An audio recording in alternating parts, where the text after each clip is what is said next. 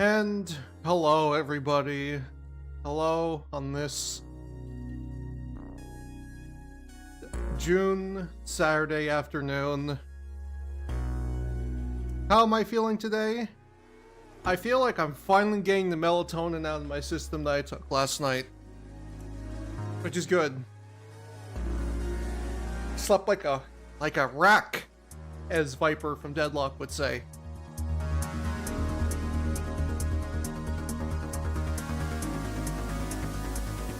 But I hope you're all doing alright.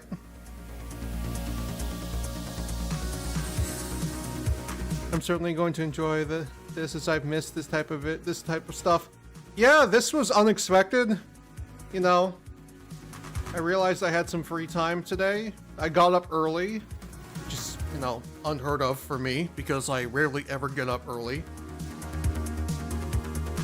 But I guess the melatonin helped with that.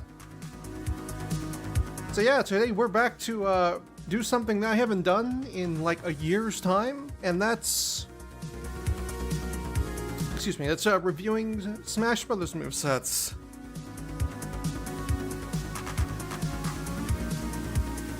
And let's just say there's a very good reason why there hasn't been a stream like this in a year's time. Last time I did any type of stream like this, it was reviewing BrawlFan1's Vice moveset, which I think was like May of last year. And I remember saying that it was pretty good. I think I gave it like a 7 out of 10. And I was looking forward to the potential improvements going forward. Well, about 6 months later, I wasn't expecting it to take as long as it did, but it did. 6 months later, his follow-up to Vice comes out. And that's Lyn. And all of the goodwill that he accrued from Vice immediately went out the fucking window.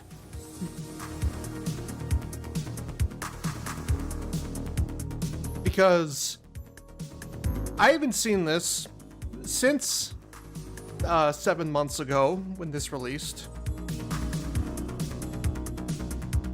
But it was bad enough that it felt almost insulting how bad it was. So much so that it basically was just like, I have no interest in continuing to see where his progress goes, because progress means you're moving in the right direction. I think the proper terminology to use for a video like this is stagnation.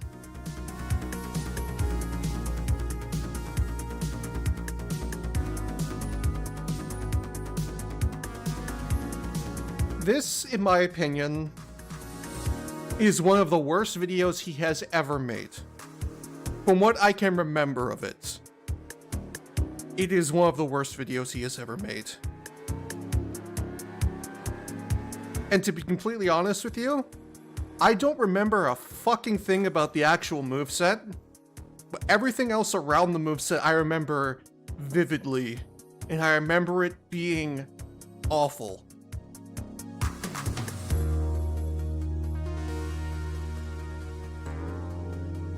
So at the very least, we can grade the moveset in a respectable manner. But if you don't think I'm gonna call out bullshit when I see it, you're out of your fucking mind.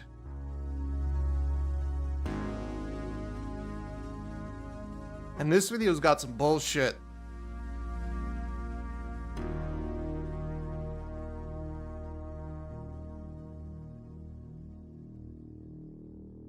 Oh, don't worry, Gabe. The straw man is present throughout the entire video. I think the straw man is there from the very opening sentence, to be completely honest with you.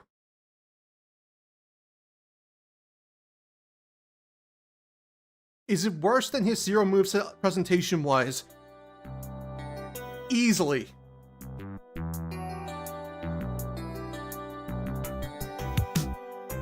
The Zero moveset tried to push a single joke over and over again to the point where it was dead. The content in this video is not a joke. I don't care if it's been called that. He can Schrodinger's asshole all he wants. None of the content in this video is a joke.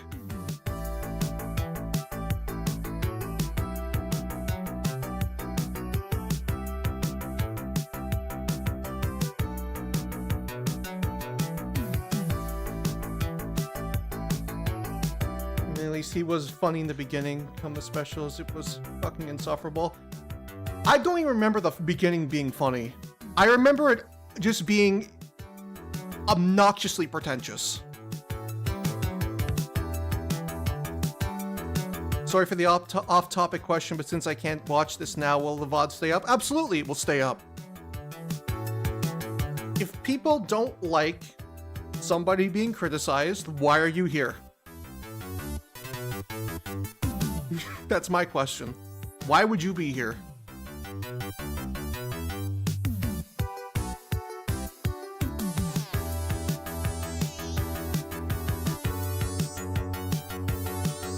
This video feels like it was made by somebody in 2015, back when the anti-Fire Emblem rhetoric was at its peak. And even then, most of it was just like making fun of very specific people and people that are too young to have an opinion that matters.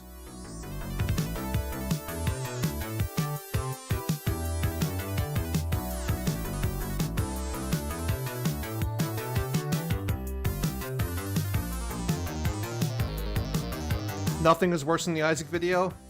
Isaac's video is bad because the moveset is horrendous. This video is horrendous because everything around the moveset is really, really bad.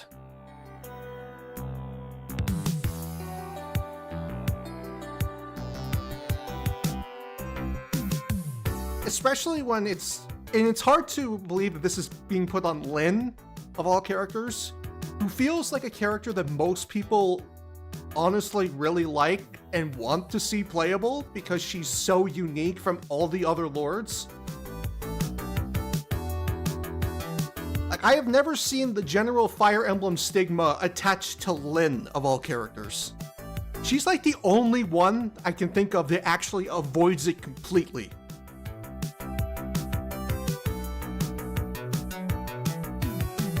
Now, let's be fair here.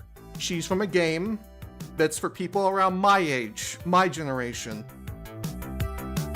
She made one mainline appearance in 2003, and she's only appeared in crossover since then.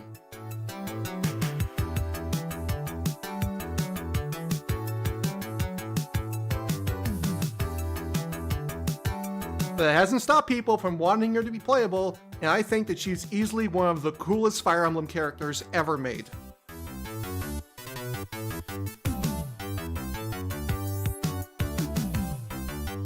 When I think of anti-Fire Emblem stigma, I think of the people expecting there to be the Lord with the longsword.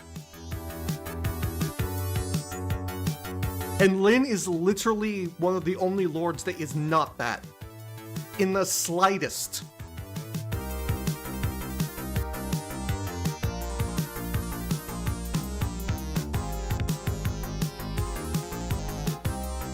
But I feel like nowadays, the arguments about Fire Emblem characters is pretty much, like, non-existent to just regurgitating what a few people have said over the years. We have Robin, we have Byleth, we have characters that are clearly distinct, have their own playstyles, use a bunch of different weapons. I feel the talk of Fire Emblem not being unique enough is just an argument that you can't make anymore. You haven't been able to make it since 2014.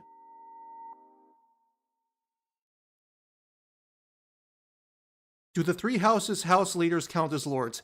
Technically they do. I would say they do. If we can classify... Actually, no. Byleth and Robin are blatantly just avatar characters. They're not lords. The lords are the actual house leaders. Do I still think the stigma will be around when Smash 6 comes around? Oh, of course. The Smash community is utterly inept when it comes to moving past problems that it's already solved.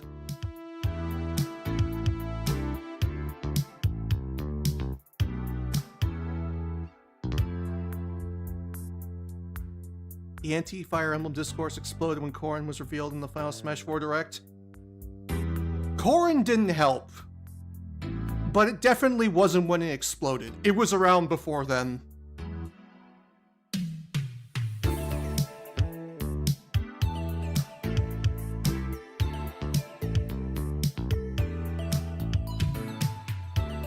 But you know what? I think it's about time we stop talking about this and actually start talking about it, if you catch my drift. I'm just gonna stop the music and we're gonna start this video.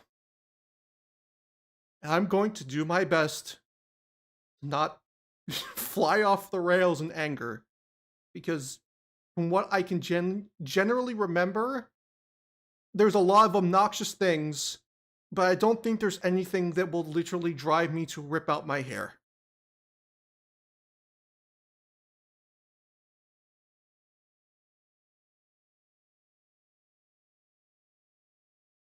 Okay. Let's get started. Robert, I don't like this moveset. It's pissing me off.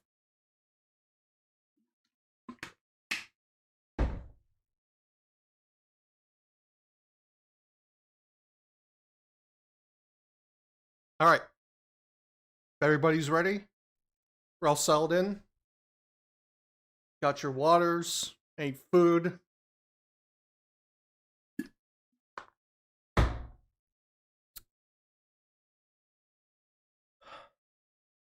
Let's see if it's just as bad as I remember it being. Because I remember it being really fucking awful.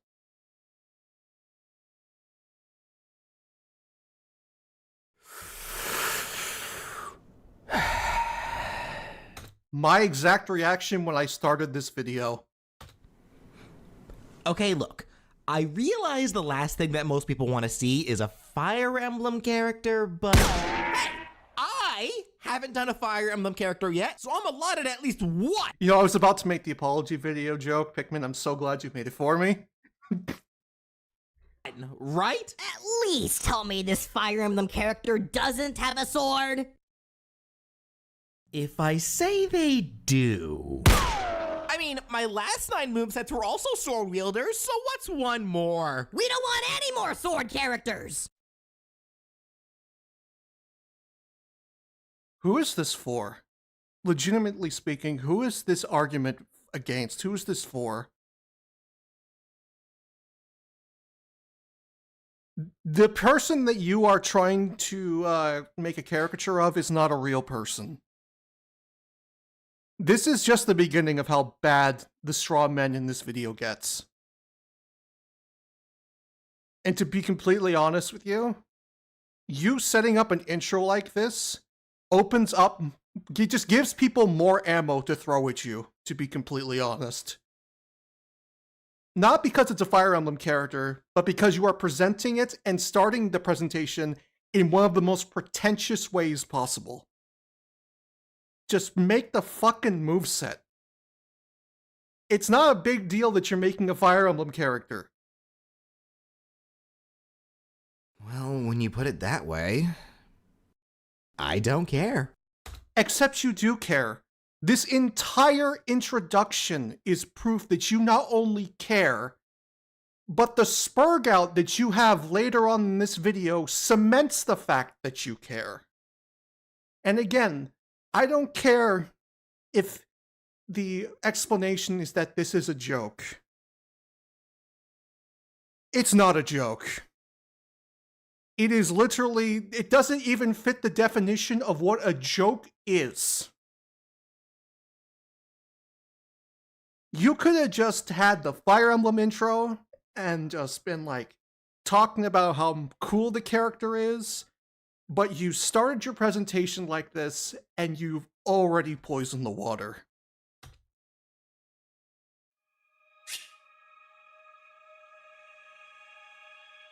And again, this is for Lyn! Lyn of all characters! A character that's unanimously loved by fans of Fire Emblem and Smash.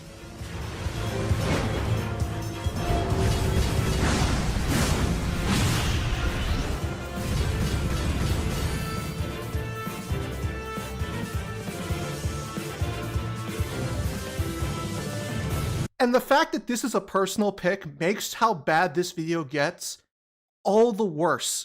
And I think that's one of the reasons why I label it as one of his worst videos ever made.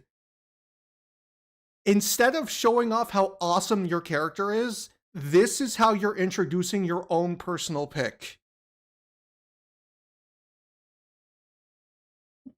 What are we doing here? Well, so I agree, Black Knight would be fucking amazing.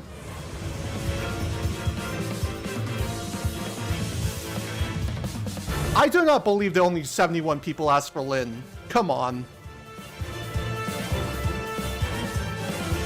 From Fire Wait, I need to remember the age demographic of his fan base. That actually makes a lot more sense than I think it did. Emblem Blazing Blade, Lindis, though most people call her Lyn.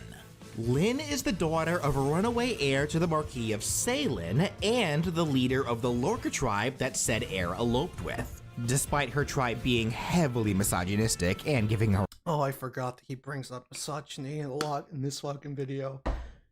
Oh god, bro, you're not him. Just please. You're not the big man for defending the non-existent character and her clearly old-fashioned plains people way of life. a hard time on occasion, she lived a generally happy life out in the plains, even being personally taught the way of the blade by her father.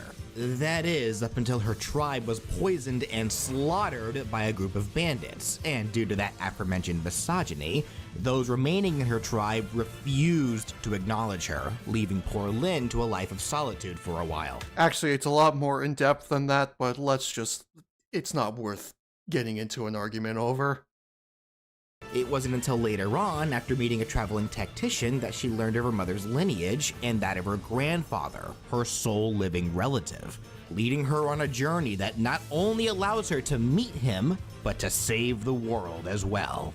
And being one of the original assist trophies, I think it's high time to see just how Lyn would fare if she were to join her fellow sword-wielding lord units in the world of Super Smash Bros. So getting right into things, Lyn, being most known for her insane speed skill stat, would be a very quick, albeit frail fighter. I don't know if she needs to be that frail.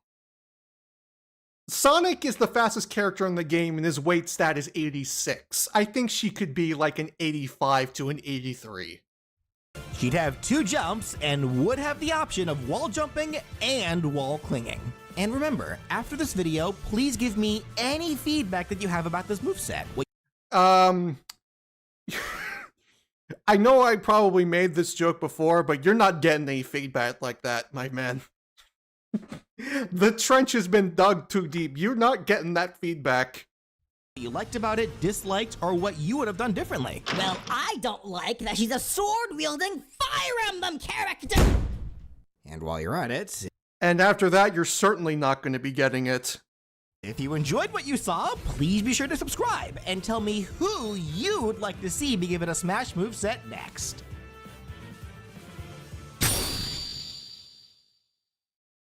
Despite being a sword wielder from Fire Emblem, she's anything but your average sword fighter. As I said before, Lyn is fast, utilizing her father's unique Lorca fighting style to strike opponents down before they even knew what cut them. And during her journey to save the world from evil, she's gifted 2 swords. First was the Mani Kadi, a spiritual sword that she uses for most of her journey, and then later on, its stronger sister, the Soul Kadi, which is the blade that she will be using for this moveset. So, let's be quick like Yeah, it looks better than the way it does in Fire Emblem Heroes. Lyn and jump right into things. Starting with Sorry, Fire Emblem Warriors. jab, it can be based off of the first part of her critical hit animation while using Soul Kadi. She unsheathed her blade while swinging it diagonally up to the right, then swings the blade in a scooping downward arc forward, ending with it up to the left, then she ends by swinging Kadi down, hitting the ground and launching foes away. For her dash, Looks...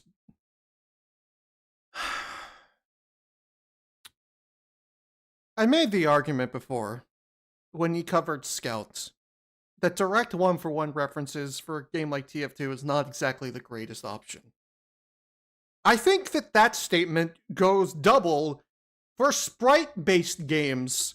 They are notably more limited in how the characters move around than a 3D model. Lyn has a very distinct fighting style, and I think that there are very clear examples of characters already in fighting games, like the best one that I can think of right off the top of my head. If we want to go more traditional fighting games, Johnny from the Guilty Gear series is probably a fantastic place to look. You know, a character that draws their blade and sheaths it every single attack, because that's literally what Lyn's fighting style is. And if you want to be more technical, you can just go look at Virgil in Marvel vs. Capcom 3. Or just Devil May Cry 5. Lyn would more than likely fight somewhat close to Virgil.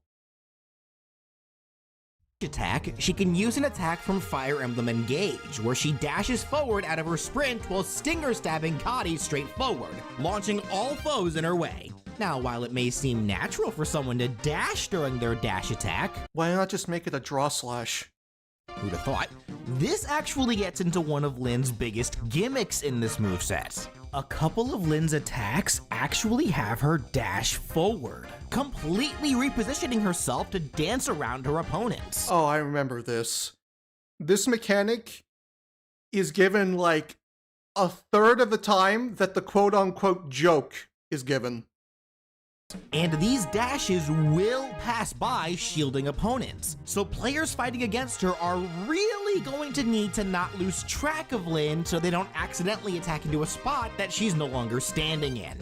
Do note though that she'll never dash off of a ledge, she's smart enough to stop at those. Her side tilt can be her basic sword attack animation after ranking up to Blade Lord. It's another 3-hit attack, acting as a second jab for her, starting with Lyn unleashing her blade to stab it straight forward, then she swings it diagonally down to the left while crouching, then ends with a lateral slash while dashing forward. Am I the only one that looks at moves like this and just says, oh, that's a special move? You can make a special move out of that. Why is this a normal? Just give her draw slashes. I think that she has like maybe 2 moves in her entire kit where she actually does a basic draw slash, when that should be like 90% of what she's doing. And like I said, these dashes do physically change her position, and this is also, is it a multi-hit or is it a target combo? If it's a multi-hit, that's unsafe as fuck. If it's a target combo, it makes 0 sense. Why I made her side tilt a second jab, so she has options to play mind games. Her jab keeps her in place, while her side tilt moves her forward. Her opponents are really going to need to tap into the Sharingan and pay attention to how she's swinging Soul Cotty. Or you can just be real, block, and instantly turn around and close standing neutral into heavy Shoryuken to kill her at like 20%. Otherwise, they'll lose track of her pretty quickly. The up tilt will ever stand still though, as she'll swing her blade longitudinally over her head from front to back. A simple but widely disjointed move that's quick, fairly safe, and hard to beat out if timed properly. The down tilt, however, body language is weird, but it's fine. One thing I also noticed compared to Vice's moveset is that I think the animation got worse. I think that a couple of these animated skits are not given the time that they need. I remember Vice's moves having the same working on one's problem that this one is clearly going to have too, just based on the up tilt. It was a lot cleaner. has Lyn do a spinning slide kick, which will move her forward. She doesn't move nearly as quick as her dash attack and side tilt, but any kind of repositioning is still valuable. For Lyn's... Again, weird animation aside, it's fine. You could probably just have it just be like a basic slide without having to, you know, do a spin. Or she could just slash low to the ground. That's always an option. Side smash, it starts with her focusing and charging Kadi while it's in its sheath. Then when released, she swings it diagonally forward at high speed. While this looks like a basic Iaijutsu attack, it's what you can't see that makes this move so deadly. Because if any poor soul is within range of the blade, what looks like only one slash turns out to be many, showing foes get barraged by a ton of cuts and slices before getting launched away. While I think you could probably put that on like an up smash or a down smash, I think putting that on the forward smash makes the power feel notably weaker, especially since Lyn in Smash as an assist trophy is all about doing a single, very powerful attack.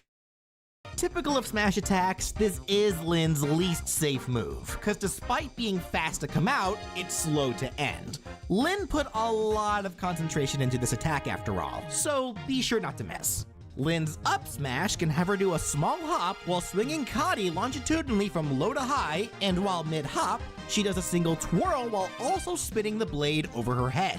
This is an attack animation used in Fire Emblem Awakening by Sword Master units, a class also heavily associated with Lyn in games outside of her own. The rising slash is great for scooping foes up that are in front of Lyn, while the blade spinning over her head will launch foes on contact. The two motions will generally never connect though, you can only hit foes with one or the other, but despite that, foes hit at all will always go flying. But does it high profile attacks too? I assume it does, considering she jumps off the ground. But I feel like this could have been an opportunity to do a more creative draw slash than just copying an animation.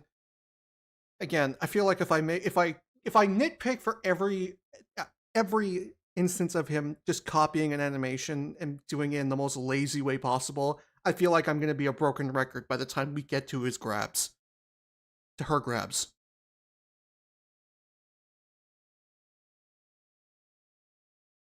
It's not terrible, but I definitely think you could have come up with something a lot more fitting and creative to fit the character. Now, if her side smash didn't convince you of Lyn's godlike speed, her down smash certainly will. Based on the other half of the Soul Kadi critical hit animation, when released, Lyn vanishes and a bunch of after images appear around where she was and all quickly converge and slash past one another, with Lyn only reappearing once all of the after images disappear. Why are these not special moves? This just feels like you could have just made a really, really cool special move out of this. Why is this on a down smash? And why are you trying to give a character that's super fast massive intangible down smashes? The after images all have continuous hitboxes on them, launching away anyone in their path. But not only that, there is a powerful, albeit very frame-perfect sweet spot at the very center of this move where all of the after images converge as they pass each other. If you get hit by that, it might as well be a critical hit, because you'll be sent flying straight up wondering why your character is staring death in the face. Lyn does also physically disappear during this move, so she can avoid all attacks while using it, but the end lag afterward may make you regret picking classic mode if you aren't careful. Again, this would sound so much better if it was just on a special move instead of a down smash. As a down smash, it's awful. As a smash attack, it's awful. As a special move, it's perfectly fine. Oh wait, Lyn's game only has a classic mode. Well, better get good then. Especially with her aerials, arguably some of Lyn's most important tools considering how acrobatic she is on top of her high speed. Her neutral air can be a simple sword somersault attack, doing a single quick front flip to longitudinally swing her sword around her entire body once. I don't know what BrawlFan's obsession is with making characters spin vertically instead of horizontally with swords when it's very clear from the way that the lords in Smash already show that the horizontal slash is notably easier to read and just looks better in general. Great for getting foes off of you or to use within combos. Her forward air can be a quick but lethal sword swing downward from high to low, a simple but reliable move based on another attack animation that she had in Engage, the game where she's literally a spirit and floats all the time. Floating counts as being aerial, right? So it only makes sense to use this move as an aerial attack. That's not technically true. If that was the case, all of Mewtwo's grounded moves are fucking aerials. Honestly, the logic's flawless. Her back air can have Lyn quickly Yeah, sure, you keep telling yourself that. spin twice to swing Kadi behind herself twice. The first swing has Kadi go diagonally up, while the second has it go diagonally down. And since she's spinning so fast, it creates the illusion of a cross-slash effect. A lot of mods give Lucina a somersault neutral air because Chrom literally does a somersault, like, launch attack in one of the cutscenes in Awakening. And they just give it to Lucina because she's his daughter. One that acts as a single powerful hit to launch foes away. So it's essentially just Man Knight's back air. Which, while not a problem, makes me wonder why the forward air is just, like, not a potential multi-hit attack as well. Her up air is another Because I think it would fit her better. animation from Engage, showing Lyn do a quick backflip while swinging Kadi overhead from front to back. This move is wide, so it's very hard to beat out from overhead. And her down air can have Lyn fall straight down while spinning all the way to the ground and or blast zone if you're not careful, and she slams the ground with Kadi once / if she reaches it. Oh, so it's Sora's down air. So yeah, make sure there's ground below her when you're using the down air. She can't stop otherwise. Again, I think you could, it's not bad, but again, you're using animations from a sprite game, and 2, I think you could have come up with something notably more creative than just this. I should also mention that the mechanic of pushing yourself forward is literally only on 2 attacks. And I don't think we're going to get any more information on how that works. This is based on her basic attack animation while using Soul Kadi.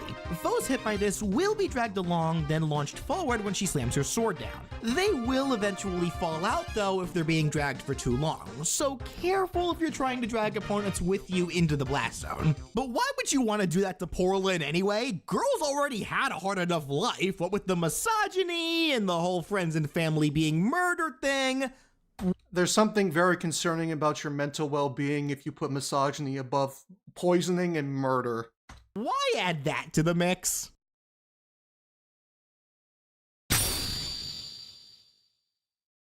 Lyn grabs with her free hand and pummels by shoving the hilt of her sheathed sword into their gut. Her forward throw shows Lyn releasing the foe, but in a way that causes them to lose their balance. Then she immediately punches them in the face, sending them forward. The back throw suddenly shows Lyn appearing behind the foe and slashing at their back, launching them through the Lyn that was holding them, revealing it to be an after image. The up throw has Lyn knee the foe in the chin, and as she falls, she backflips to kick the foe in the chin again, sending them up into the air. And the down throw shows Lyn quickly sweeping at the foe's ankles to trip them to the ground, then immediately follows up with an axe kick into their gut, bouncing the foe away.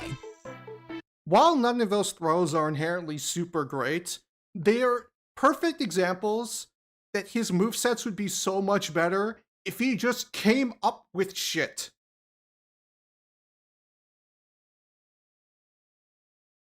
Just put as much effort into the rest of your moveset as you do your throws. Because your throws usually end up being the best parts of your movesets, and they are almost always, like, completely original. Just please. That's all I'm asking.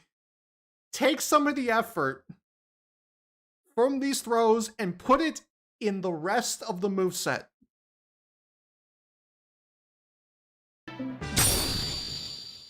And here is where a seemingly harmless moveset goes into hell.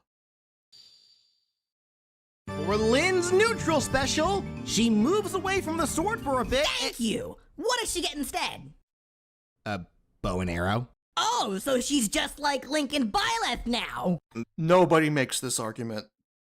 If we're not counting Echo Fighters and clones of one character, only 3 characters in Smash use a bow and arrow. Nobody is complaining about there being too many bow and arrows.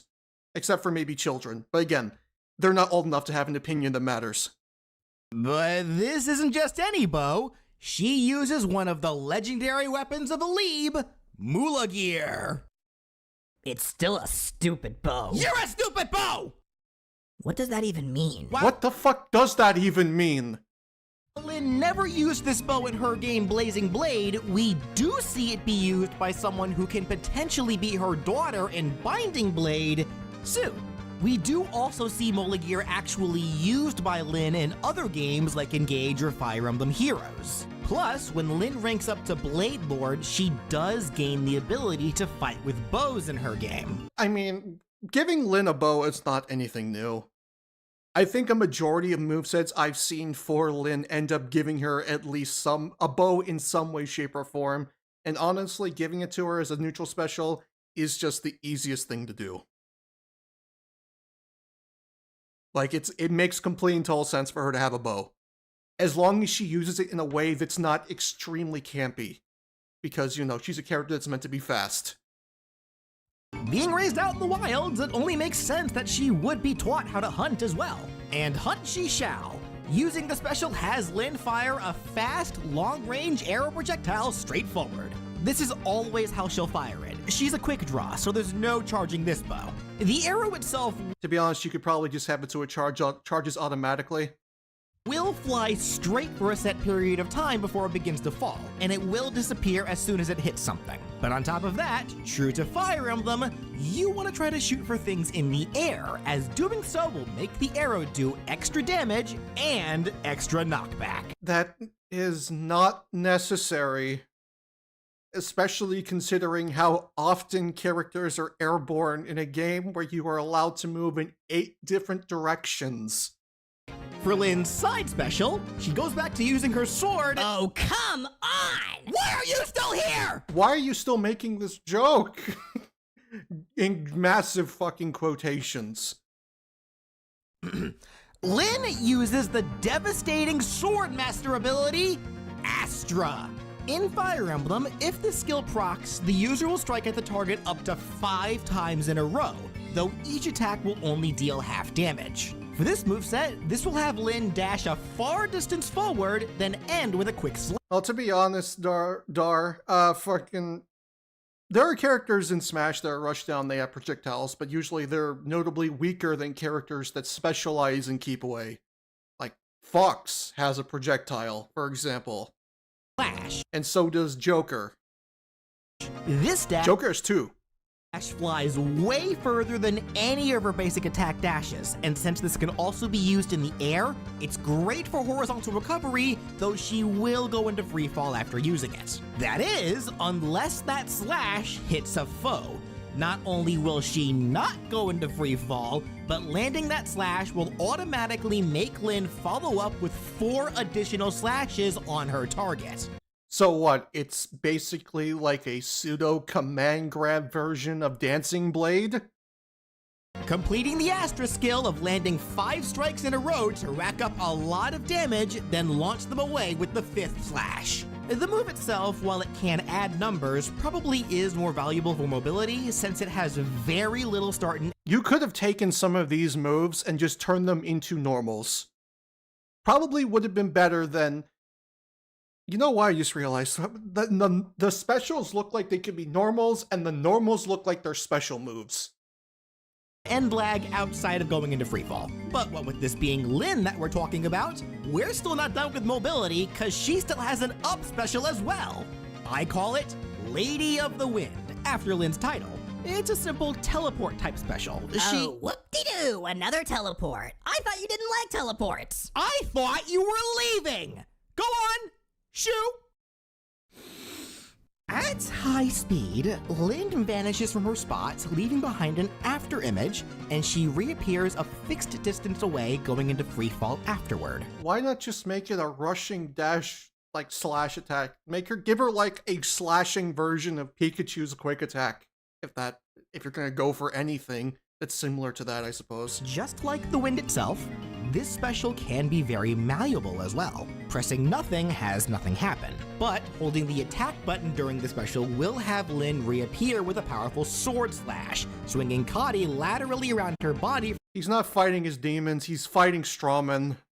from front to back, then go into free fall. But if you hold the special button instead, she'll reappear with mule gear in her hand and fire an arrow diagonally downward, just like she does for some attack animations in Heroes, then go into free fall. Though, if you reappear on the ground with mule gear, she'll actually fire an arrow diagonally upward, giving you an option to shoot at aerial targets if you can aim it well. This method is the only way to fire an arrow into any direction other than straight forward.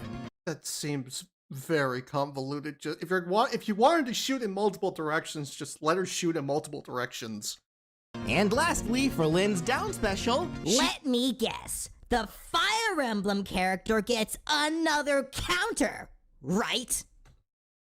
From what I remember, this is the absolute worst part of this video, and I heavily apologize for how unbelievably fucking cringe this is going to be. well, I don't want to hear your excuses. This character is such a wasted slot. I already wrote 3 comments about why sorties and counters are bad. Who is this supposed to fucking be? This isn't a real person. Nobody thinks this. Nobody with a fully functioning frontal cortex thinks like this. Which is why I disclude children from this, because again, they don't have opinions that are worth taking into consideration. If they ain't old enough to vote, they ain't old enough to have an opinion that matters.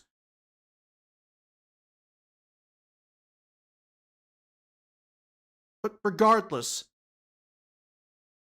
why is this here? It's not funny. It adds nothing to the video in any positive way.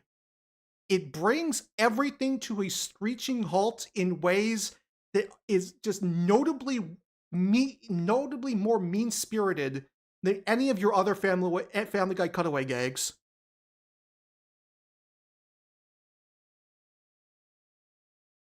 What the fuck are you doing here, BJ? Legitimate question, what the fuck is this? Now, I know you're going to explode on this straw man, this made-up individual that does not exist. But I want you to know that this is really fucking embarrassing. Like, notably embarrassing.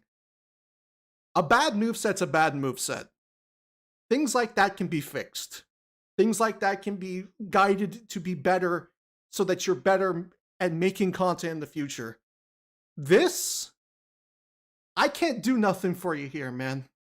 This is a problem that you made yourself, and I can't fucking help you.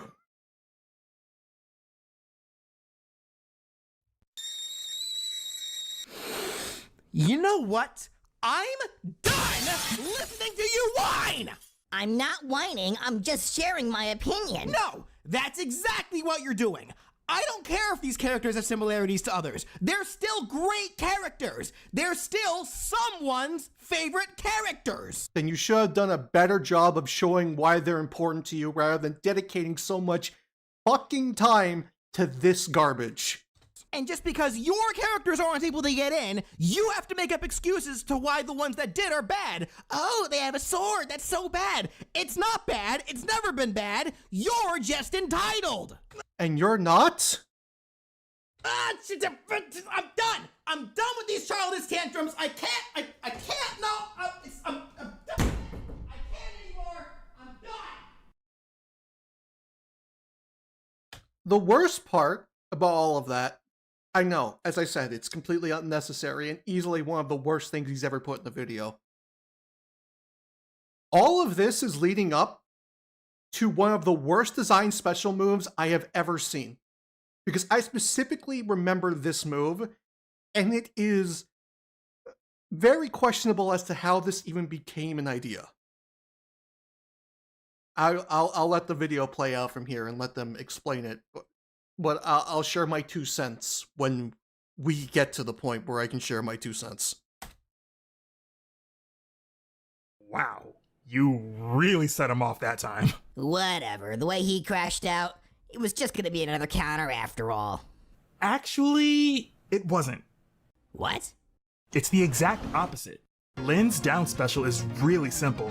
She uses Sakei's Blessing. She does a gimping slash attack forward with Soul Kadi. It's pretty weak, but it causes a decent amount of hit stun to opponents that it hits, making it great as a combo starting tool or to beat out and interrupt incoming attacks if timed well.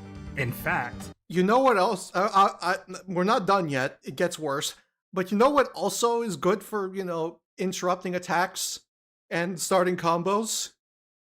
Your regular fucking tilts. Your jab. Stuff like that. Well, let's get to the main reason why this move is designed the way it is. that's the down special's biggest gimmick, interruption. In Fire Emblem Heroes, the game where Sakei's Blessing actually comes from, if Lynn has this ability, she is completely immune to counterattacks. Wait, are you saying... Yup. If Lynn connects this special on an opponent who's trying to use their own counter special on her, she not only ignores their counter, but follows up her gimping slash with an even stronger slice, dealing a ton of damage to the would-be counterer. You know they felt really fucking smart when they came up with this, and I'm here to tell you it's the dumbest fucking thing I've ever seen put in the moveset. Allow me to explain why. First off, counters in general are amongst the easiest moves to predict and punish. Well, not predict, but easiest moves to punish. To specifically have a move that is designed to counter counters, you need to be able to, first off, react to counters consistently. And most counters in Smash, if we're not taking the 8 frames of buffer between you pushing the button and the attack coming out, which is just the way that Smash Ultimate was made, most counters come out at like frames 3 through 7. At frame 4, which is what Marth's counter comes out as, at least it was buffed to be that. I think it was originally 5 frames. It got knocked down to 4 frames. That is reaching the limits of how fast a human can react to visual stimuli. And reaction to visual stimuli is notably faster than reaction to physical stimuli. In order to counter counters, in order to be able to counter counters with a move that counters counters, fuck, I hate this. In order to counter a counter with a move that counters counters, you need to literally, be clairvoyant. You would need to have it up notably, you would need to be able to react, at least a second or two in advance to even knowing it's going to come out. But you know what? Allow me to give you an amazing piece of information. You know what counters counters? Every fucking character in the game. Because counters are, objectively speaking, some of the easiest things to counter her in the entire game, if it whiffs. Counters are countered by grabs and good game sense. Every character has tools to flip counters the middle finger. Every single one. So a move that's specifically designed to counter counters is so unbelievably redundant.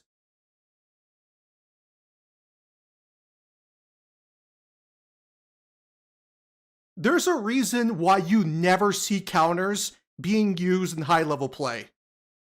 Because they are trash 90% of the time. If you whiff a counter in front of Luigi or Kazuya, you're fucking dead. You're just dead. You gave him your stock. It's over. Try again next stock or try again next match. It's done.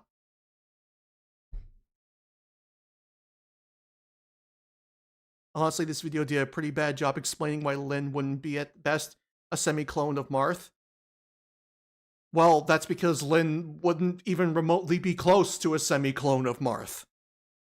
Though, to be completely honest with you, the fact that she has moves that feel adjacent to Marth in this moveset kinda doesn't do very much to make her feel unique, if you catch my drift. You don't even need to give her a counter. You could give her, like, a deflect. It lets her, like, deflect incoming physical attacks, and then she can set up with, like, a dash in a chosen direction. That feels far more in character for Lyn. It's not a counter, because it doesn't increase the damage. It just deflects the damage and lets you get a free follow-up. It essentially is a move that gives you the advantage state.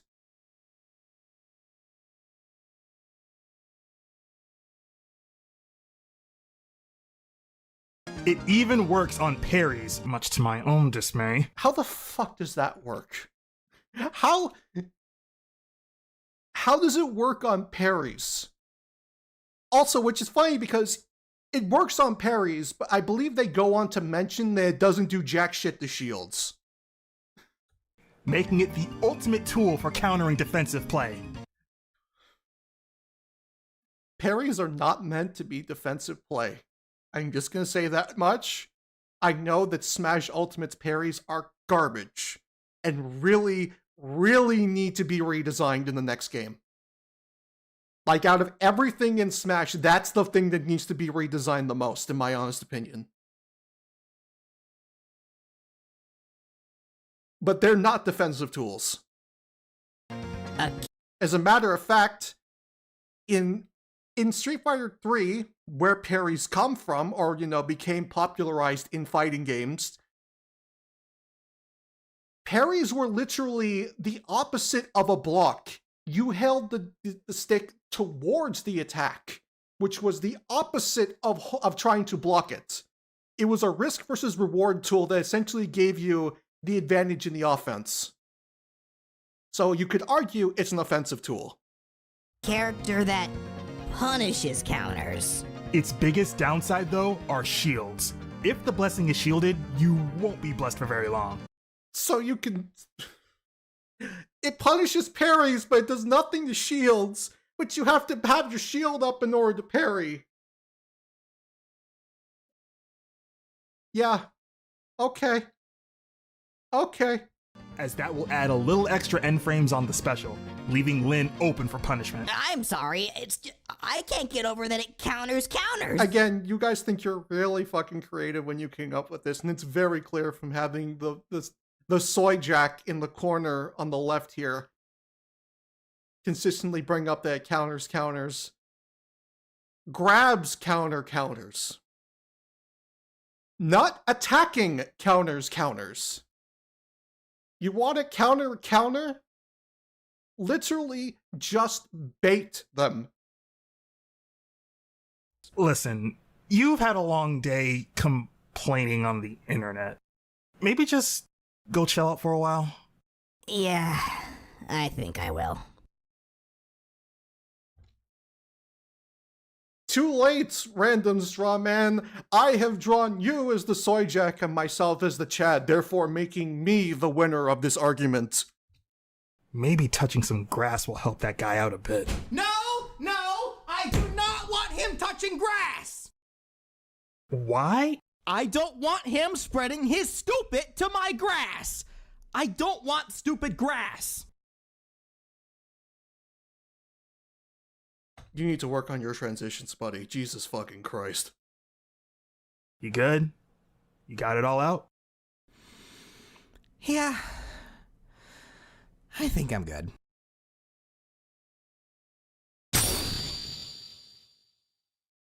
For Lindis's final smash, she uses critical hit. No, I'm kidding. That's lame and boring.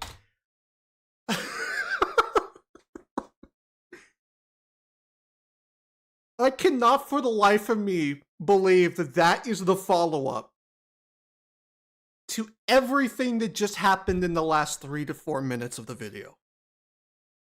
The entire point of that straw man is to make the person sound entitled, that they don't like certain things. Why would you want this certain thing? This is lame. This is boring. Yada yada yada, blah blah blah. You saw the cringe. You experienced the cringe. We all did. And his immediate follow-up is literally being the cringe himself. He became his own straw man. No, there's no critical hit because that's lame and boring. That's literally on the same wavelength of, I don't want a character that uses a sword. They're lame and boring. Motherfucker, if you can't come up with a creative critical hit for Lyn, that's on you. But Lyn is easily the easiest character to make a super fucking cool critical hit for. That and critical hit on its own is awesome. I think a single super powerful hit truly shows how much impact a character like Marth has. For Lindis's final Roy's could be better though. smash, she calls on Lindis's Legion. This is a cinematic final smash that starts with a bunch of after images appearing all around and slashing forward. And if any opponents are hit by them, they get pulled in. A scene plays out showing units from Lyn's story all taking shots and strikes at the foes. Florina, Kent, Sane, Will, Wrath, and even Dorcas comes to rack up damage. I want you to imagine. I can imagine this because I've done work like this for real. But I want you to imagine that you're an actual animator for Super Smash Bros. And you're getting close to finishing all of Lyn's stuff. And you get called on the phone, thinking, oh, you got to talk about the final smash. And you're thinking, oh, we're gonna do a really cool animation for of Lyn doing a critical hit. You then get called up and get told, hi, we need you to make 6 more fucking models, and we need them all weight painted and rigged and done in the next, 72 fucking hours, just for this one character's final smash. I would lose my fucking mind. It also must be stated that Lyn is not a fucking Xenoblade character. She does not need a team attack when it is very clear that aside from Fire Emblem Awakening, that it has 2 units fighting at the same time, which is an aspect that that game introduced and why Robin has it as his final smash. These characters do their big, showy critical hits and their big showy finishers on their own.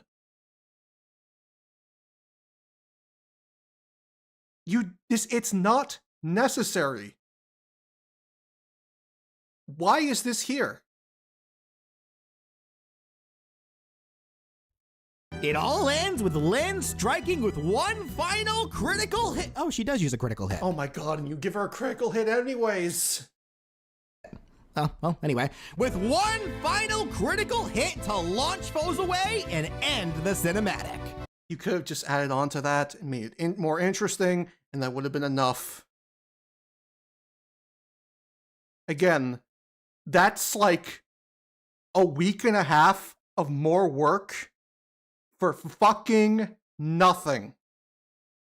If I was in the model making department, I would be fucking pissed. Now, if only the other critical hit Fire Emblem characters had this kind of final smash. No, they don't need it. They don't fucking need it. I like Marth's final smash a lot. Ike doesn't need it. He's already got a great final smash. Robin's final smash is also really cool. Byleth is a fucking JPEG. Byleth could be better. But, no. Leave the critical hits alone. Please. Thank you. Wouldn't that be a lot more interesting? No. Wow. Now who sounds entitled? I hate you. Yeah, and Corin flushes you down the toilet. Exactly. For Lynn's colors, her default is her classic blue Lady of the Plains attire. Though this could also... Okay, so these are just this is just inconsequential stuff. I'm just gonna lower the volume and speak over it. The other unit color in the games, starting with the green ally or other unit color. Though this scheme can also reference Mark, the tactician player avatar of Blazing Blade, who Lynn... I think it needs to be reiterated that this is a video that he actively wanted to make. He actively chose this character because he likes the character.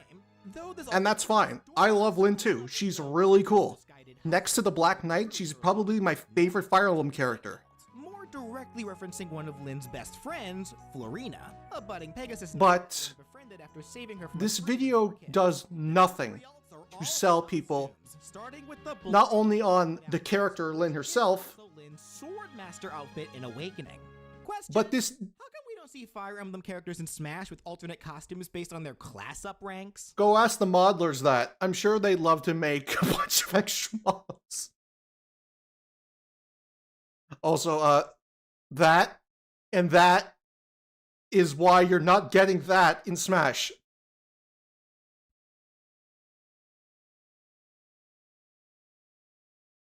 The point to be made here is that this video does nothing to either convince me of Lynn's addition to Smash, and it does nothing to convince me that this is a character that he genuinely cares about. That's the thing that pisses me off the most about this video. This is a personal choice. He wanted to make this. He chose this character because he likes her a lot and he wants to show off how cool she is. And he did nothing with it. He used his opportunity to fucking spurg out at a soy jack. That was his idea of a personal pick. And is the exact reason why when the video came out, I was fucking pissed off that any goodwill I had for him going forward was just fucking gone.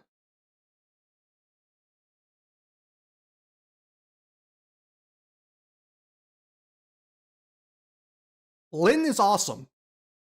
Lynn would be an amazing Smash character. She's already been proven to be an amazing character in a fighting game through stuff like PMEX Remix. And the Lynn in that is notably better designed than the Lynn here.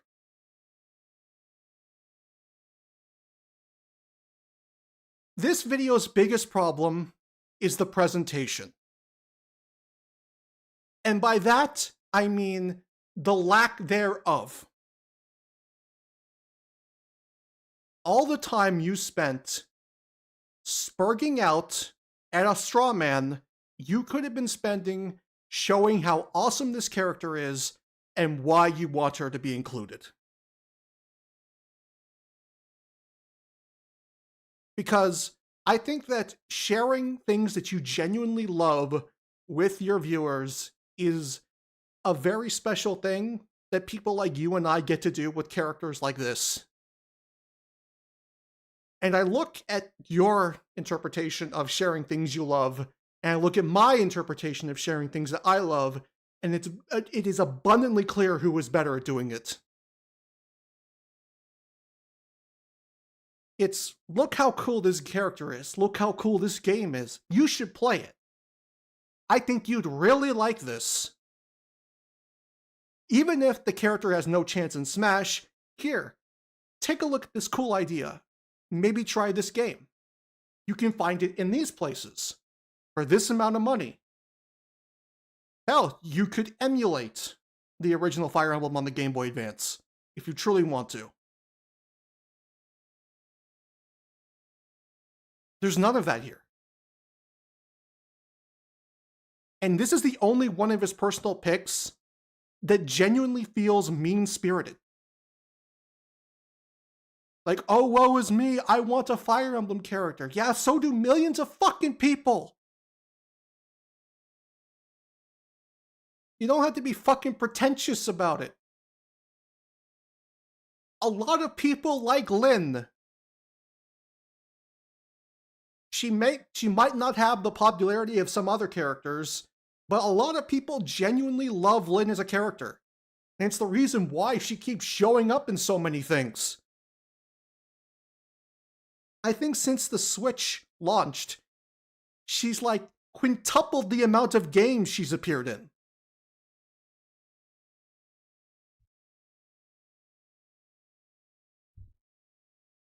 So she's being exposed to an audience. And I think, honest to God, this is the video. I'm just gonna let the fucking opportunities play. aside, her second costume can be Lynn's Brave Lady outfit from I think that this is the video if you ever go back to make old videos, because let's be real, a lot of your old videos are really bad and do need to be reworked in some way, shape, or form. I think that this is one of the first videos that you should remake. Cut out all the crap, get rid of all the whining, the soy jack, all that garbage, get rid of it, and make a video that truly feels like you fucking love this character. Make a video that truly feels like this is one of your favorite characters of all time. Because I don't get that from this at all. But she still treasures being friendly and this video comes across as it feels like you want to be praised for liking a character from a franchise that a lot of people genuinely love. Swing with Soul Cotty to make them fade away. And finally, for Lynn's victory animations, her first can have her do a ton of slashes toward the screen, then almost as quickly, she sheaths her blade. Her second can have her slowly sheath anything. Then she poses with her anything to show that this is a character that you genuinely want to see playable. Because again, this is not it. This is the furthest thing from it. enjoying the beauty of nature that she holds. The whooper is sad. This is not it. Soul Cotty in its sheath, thanking it for a hard-fought battle.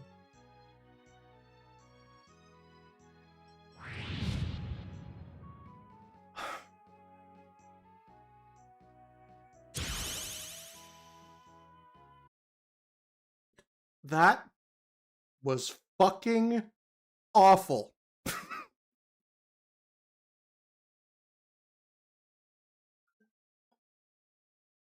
It is awful. I'm sorry. It is genuinely bad. And it's bad for all the wrong reasons. Because the moveset itself is basically, I'd argue, unfinished in spots and very uninspired. But it's bad in the sense that the presentation is amongst the worst he has ever put out. This is worse than What Am I Fighting For by a fucking astronomical margin. It's not his worst moveset. Not even close. Let's be real here. It's not. Compared to a lot of the videos I've covered, I wouldn't even put it anywhere near like a midway point. It's in like the top 3 movesets I've covered from him. Easily. Which is kind of sad, but that's besides the point. But the presentation is easily the worst he's ever made. I thank you for the £2, Kitchen. The entire gimmick of her moving while attacking, it's really only on F tilt. Yes, the mechanic is given no depth. There's like one move that pushes her forward, technically 2. There's nothing about it working with the aerials, nothing about it working with the specials.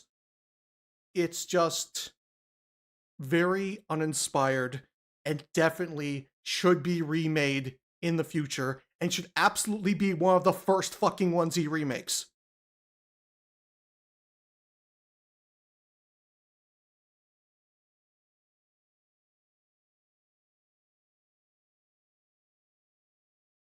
I deserve better. listen. I knew what I was getting into. Alright? I knew what I was going to get into. This video is the reason why I haven't done one of these in a year. And videos like this are probably the reason why I'm not going to do them more than like once a year at most, going forward. It's not fun watching somebody dig their own fucking grave.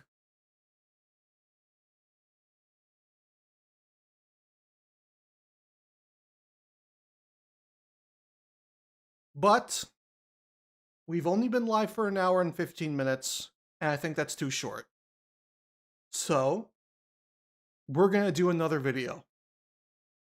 And it's one that people have been asking me to cover for a while now. And while not one of his worst, it attributes itself to a greater issue with the character and their general standing in the Smash community. And I am, of course, talking about the one, the only, Master Chief. I'm gonna be real with you. Master Chief, no, there are no good movesets made for Master Chief. Every moveset for Master Chief out there right now is ass. And yes, that includes my own. Chief is a character that is in desperate need of somebody to give him a moveset that makes fucking sense. Because I did it early on when I was just getting into SFM, and he clearly wasn't given enough time to become something worthwhile. His PMEX Remix moveset is dog water, and this moveset is somehow even worse. And I don't think that Delzathan will ever do a Master Chief moveset, because he is a character that stands for so much of what he hates. So you're never going to see that from him. And if it ever happens, it won't be done well. Let's be realistic here.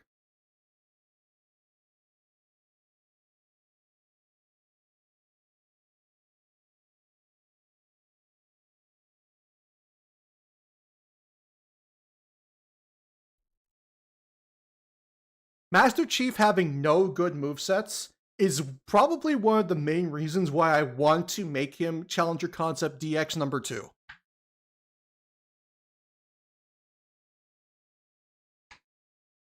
Because I remember this moveset, I remember not doing the best with my own moveset, and I remember watching an interview with the dude that made the moveset for Rex, and how pretentious he was about not including certain tools that would have made the moveset notably better and more cohesive.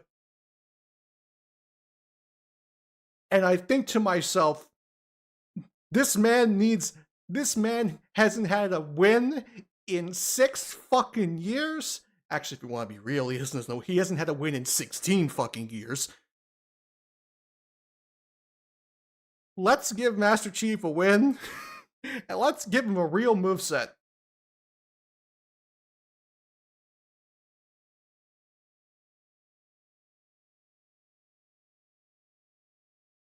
Alright then, let's talk about Master Chief. This one is going to be interesting because it legitimately has the same, because it legitimately is just one major issue over and over again, and should probably be a pretty low cortisol review. Because I can only say, no, that doesn't work so many times. Yes, this stream will be available to watch afterwards.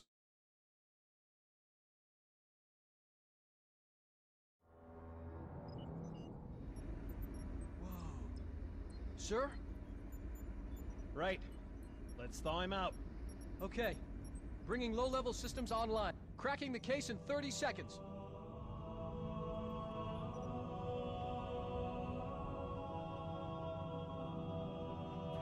He's hot! Blowing the pins in 5.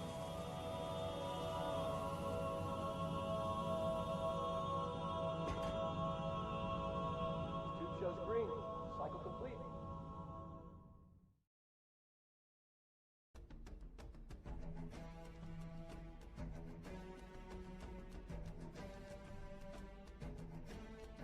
I wish the Chief got the love he deserved. Especially from his own company. Hello, everyone. Welcome to yet Oh god, I completely forgot this isn't one made by BJ, this is one made by his friend. Oh no. another Super Smash Bros. Moveset. I'm Supersonic 407, BJ's best friend in the whole wide world. Cringe. But you can just call me Ryan. And I'm gonna call you Cringe. this time around, I will be taking the wheel on this particular moveset, as I will be covering a character from my most favorite first-person shooter series of all time. Spartan 117, Master Chief Petty Officer John, also known as the Master Chief. The iconic Spartan super soldier to come out of the Xbox and United Nations Space Command, or UNSC for short. Master Chief, or John, had a pretty good childhood for a 6-year-old, had a nice family, and some good friends as well. Yeah, that's definitely what I'm looking at here. Yeah, friends, in quotation marks, victims. Plus, unlike some of the other kids, John was slightly taller than the others, had impressive strength, and incredible reflexes. He was also a massive asshole. Dr. Halsey, one of the UNSC's praised scientists at the time, took notice of John's talents while witnessing him playing with some of his friends and saw him as an ideal candidate for her training program, the Spartan 2 training program. In what fucking universe does anything of what we just saw constitute as playing? That kid at the end probably got his fucking nose broken. A project that would eventually turn physically and genetically compatible candidates into a new generation of super soldiers, Spartans, in order to help aid humanity in times of war with an enemy from out of this world. Sometime later, the UNSC would kidnap John, as well as 74 other lucky candidates from their homes, and replace them with Flash clones, thereby covering up the kidnappings as if nothing ever happened. While this sudden, drastic change in life was a lot for John, as well as the other candidates, John quickly adapted to this new lifestyle, going through many— No, Pikmin, it's okay. Let him talk about his favorite character. I think this kind of stuff is what would have made the other video notably better. Especially if he didn't have to ramble on about misogyny. years of physical training, learning military strategy and weaponry, underwent dangerous This at least shows that he fucking cares about the character to the slightest extent. genetic augmentation procedures, and would eventually go up in the ranks in the UNSC as years went by, eventually reaching the rank of Master Chief Petty Officer and would later be known as Master Chief. Since then, he would take on armies of the religious empire made of multiple alien species known as the Covenant, powering through hordes of the Flood, a deadly parasitic infection that can consume hundreds of worlds across the galaxy at alarming rates, and even taking on highly advanced beings such as the Didact, a being who wanted to turn all of humanity into a new army for him to command. God, I fucking hate Halo 4. Yes, Master Chief has gone through many great lengths to defend humanity from anyone who would dare try to destroy it. And for Super Smash Bros., this fight won't be any different. Master Chief, you mind telling me what you're doing in Super Smash Bros.? Sir, finishing this fight. So, getting right into things, Master Chief would be a heavyweight fighter. You missed the opportunity to make his weight 117. While his iconic Mjolnir armor is pretty bulky, this advanced assault armor system was designed to improve the speed, agility, durability, and strength of a Spartan super soldier. Yeah, it doesn't even remotely cut it. Master Chief can dead sprint over 60 miles an hour. He weighs over 1,000 pounds in that armor. And he has had feats of strength including leg pressing 100 tons. As well as being strong enough to literally destroy Banshees with a single punch. So for a heavyweight fighter, he would still have a considerable amount of speed to him. I think you need to be very careful when it comes to balancing Master Chief in the games and Master Chief in the books, because both are canon, they're both the same fucking character, but the way they're presented is notably different, and I don't think you should make Master Chief a speed monster. On top of being a pretty heavy hitter, he would have 2 jumps, and he would have the ability to crawl. Calling him a heavy hitter, when I remember how this moveset goes, is fucking hilarious. Exactly like how you can move while crouching in any of the Halo games. Damn, it's amazing how good Halo 3 still looks. Oh yeah, here we go. So, one thing that I notice a lot, and this isn't just for this moveset, this is a problem for literally every shooter character I see out there that people make movesets for.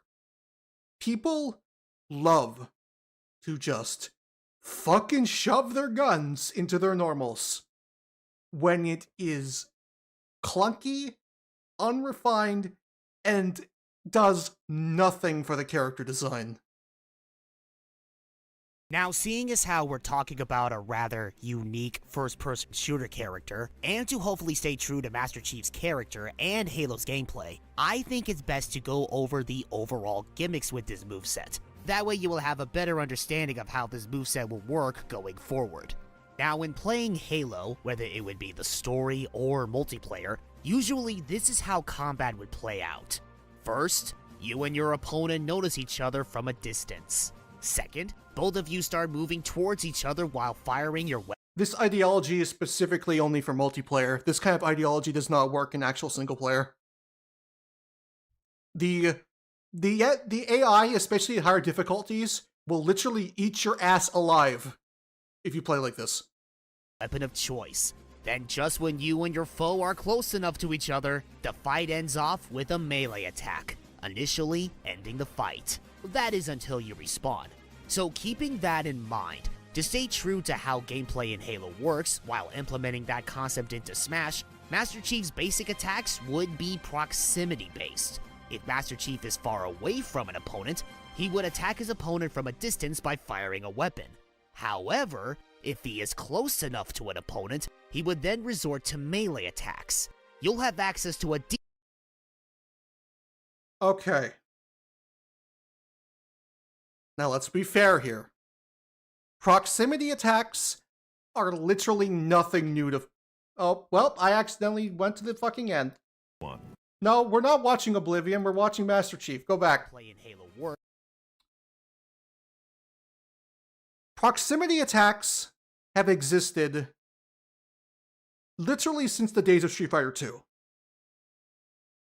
Especially in games like Street Fighter, where they have 6 buttons. Almost every character in the game has regular buttons and close buttons, aka buttons that will only activate if you're a certain distance away from your opponent. And those buttons are usually notably faster, but shorter range, and lead into more stuff for combos. Nothing new there. Hell, Ryu in Smash has a proximity-based neutral combo. That was one of the new things he received in Ultimate.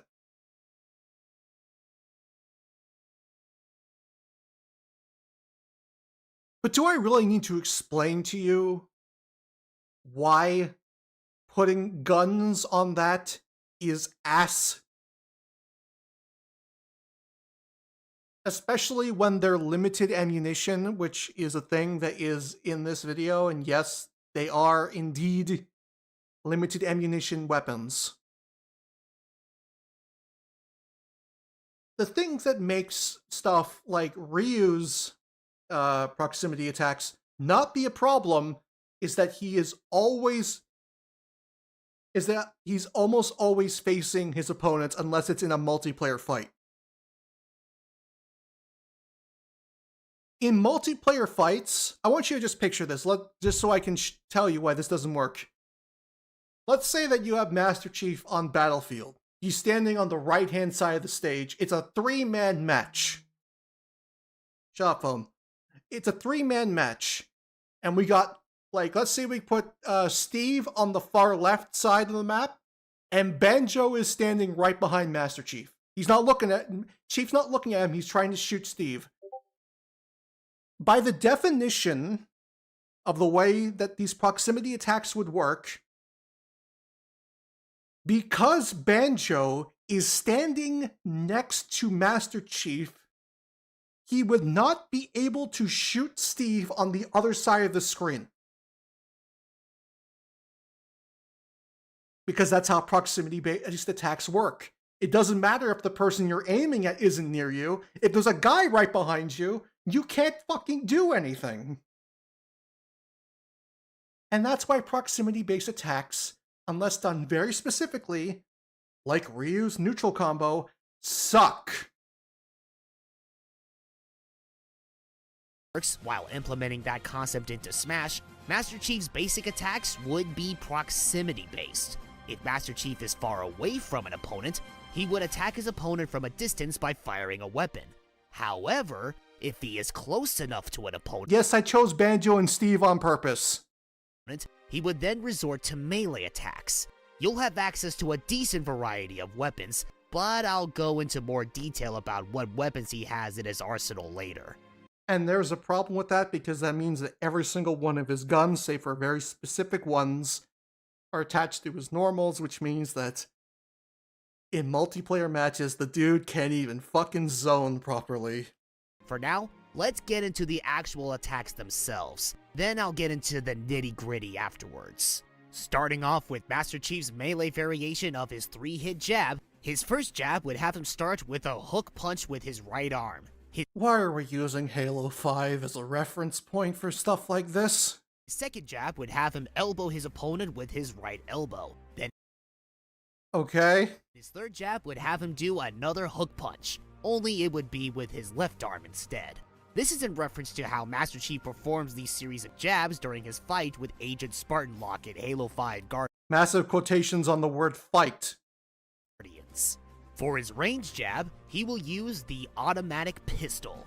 And for the record, this will not specifically be the pistol from Halo Combat Evolved, if only because, well, it's broken. Do you not understand what translating an item between media means, sir? Of course it's not going to instantly, like, break shields, but it can still be the same gun. So for Smash, this pistol will be rather nerfed. Master Chief would fire 3 shots, and after those 3 shots, he would have to quickly reload, getting ready to fire again, which is just a fancy way of showing its cooldown before he can use the ranged jab again. His dash attack would have him perform the Spartan Charge, a move utilized in Halo 5 Guardians. While running towards an opponent, I do not like how much real estate Halo 5 of all games is getting in this moveset. He would propel himself forward with a quick burst of speed given to him by the jets he has in the back of his suit, and shoulder charges the opponent. Due to the nature of the dash attack, this will be one of his few basic attacks with no proximity differences. For the melee variation of his side tilt, Master Chief... I think I would have preferred a drawn animation or pose or something for that, just to make it look better. Would do a horizontal swing with the bottom of his current weapon forwards, exactly like how you melee attack other enemies in the actual games. And for his range side tilt, he simply shoots his current gun straight forwards. Much like how it is in the games, you can also move while shooting, and can slightly angle your shots while you're standing still or moving as well. You're probably wondering what gun... Legitimately speaking, if it was just on his neutral air, like his neutral buttons, this wouldn't be fucking terrible. It would be a Mega Man copy, but it wouldn't be terrible. Like this. I think giving him the ability to like move around and shoot is mandatory for a character from a shooter. But just what is wrong with just putting it on the fucking specials button? I don't understand why so many moveset makers, not just this one, I've seen a lot, and not just Chief either. So many shooter movesets just shove fucking guns needlessly onto the normals. The damage that Mega Man has done to the Smash moveset community will never be forgotten. What it is I'm talking about? Well, I'll go more into detail about that in a bit. But for now, just... It should also be noted, yes, he's going to get to these guns later, but I know for a fact that a lot of these guns have very, very garbage knockback. remember that it will be the same two-handed gun that'll be used for all of his tilt and aerial attacks. His melee up tilt will have him do a vertical low to high swing in an uppercut-like motion with his current weapon. Brother in Christ, you didn't even fucking try for that one. And his ranged up tilt will have him simply fire his gun upwards. His melee down tilt will have him do a horizontal swing with the bottom of his gun again, only this time he will be crouching. And his range down tilt... So his grounded normals are all the same animation, essentially. will have him fire his... Because, for your information, the up tilt animation is literally just what the melee animation is from a third-person perspective. Gun straight forward while crouching. Now, while the majority of Master Chief's arsenal does comprise of UNSC human weaponry, this is where we dive a little bit into some alien weaponry. I should also just ask the question, because I know I'm not going to get the answer in this video. Why does nobody want the 1,000-pound, 7-foot-tall super soldier to literally punch somebody's teeth in?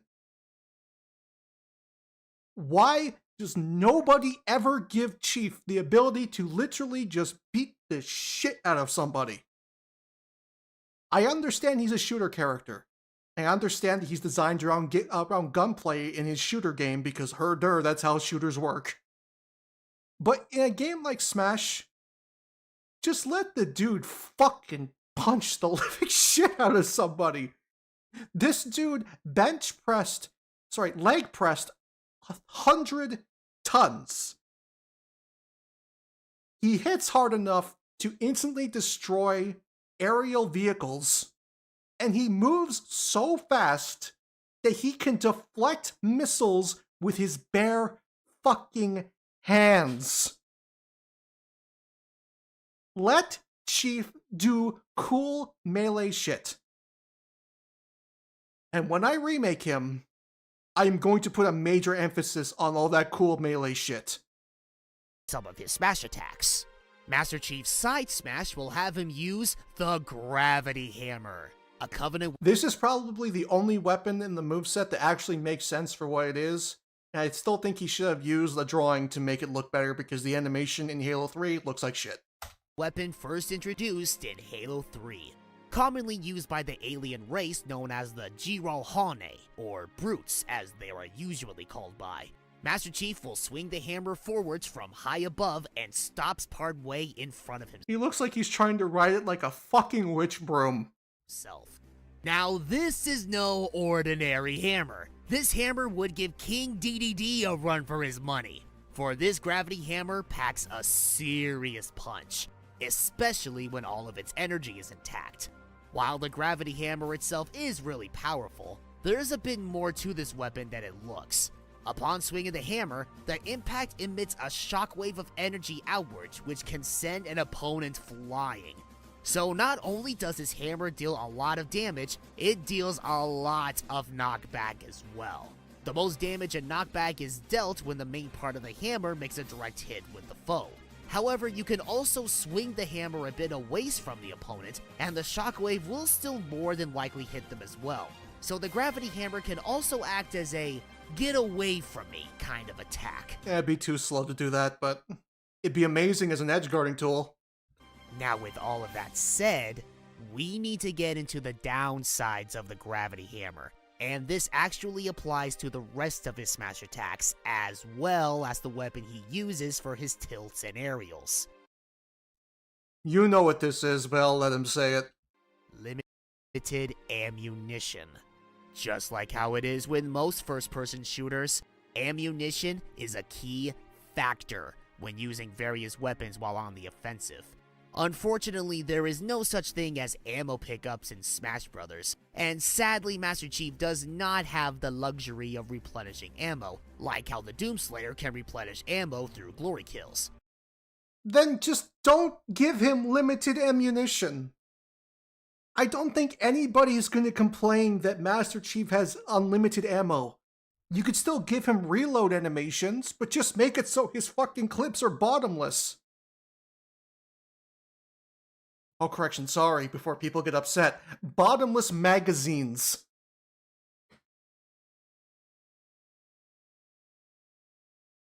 I also don't think that the Gravity Hammer would need it. I mean, come on. As seen in What If Doomslayer was in Super Smash Bros. That video is equally as terrible to this one, and one day I'll probably review it, but I'm not reviewing it today. So whatever weapons Master Chief has at his disposal will have limited ammo.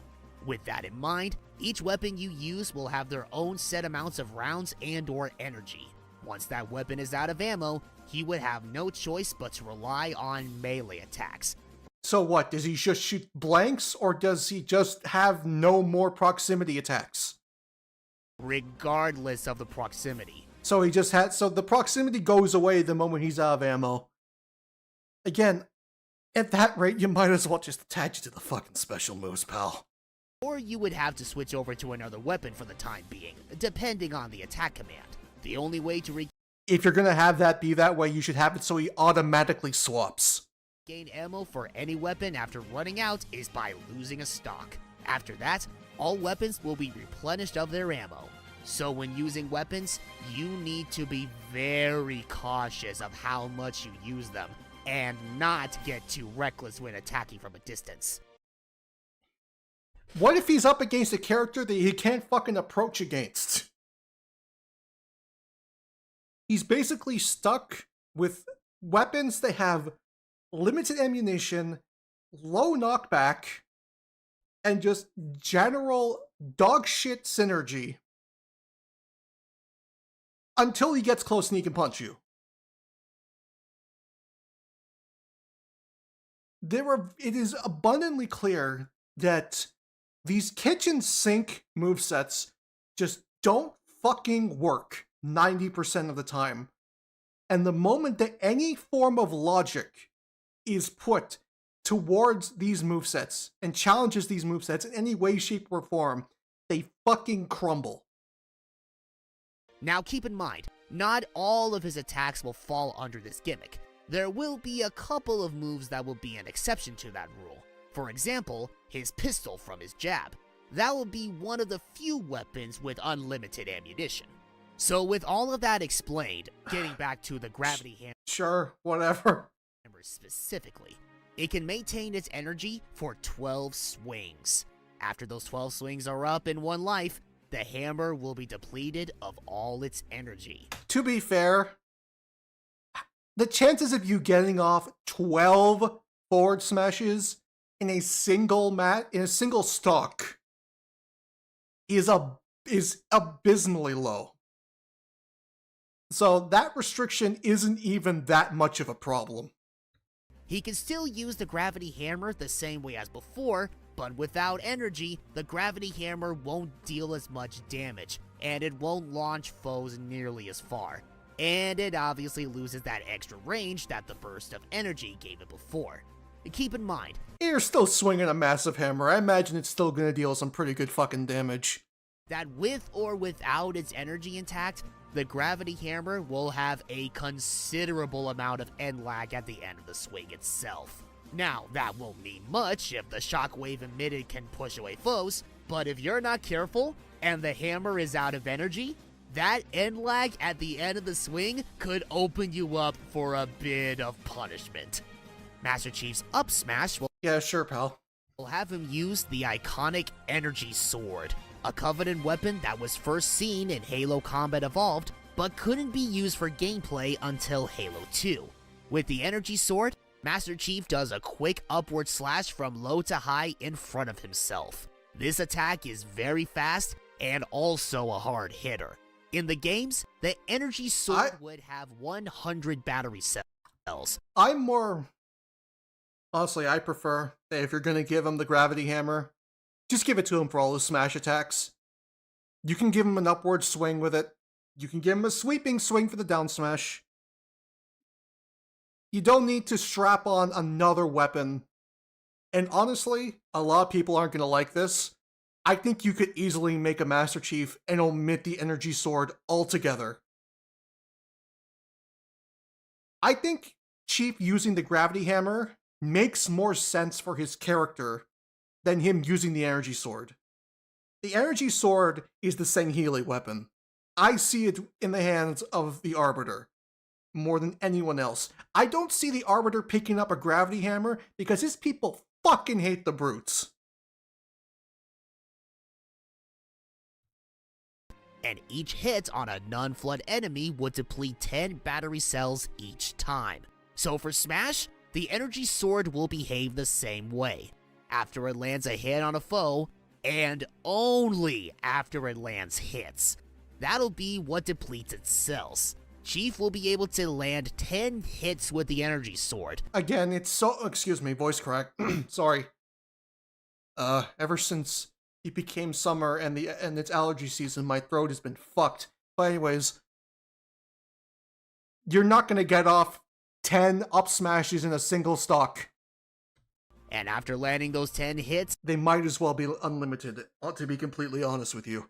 This is when it runs out of power. Afterwards, Master Chief won't be able to use the sword anymore. Instead, he will simply do a regular uppercut attack in the same motion as if swinging the sword, and it will only be his fist that deals damage. This attack will still Damn, I wish he had more attacks that used his fists. be fast, but it will lose its range and won't be nearly as strong as using the sword. Master Chief's down smash will have him use the rocket launcher. This would be Master Chief's strongest smash attack that deals the most damage and knockback. He will fire the rocket launcher at the ground on both sides of himself, one side at a time from front to back.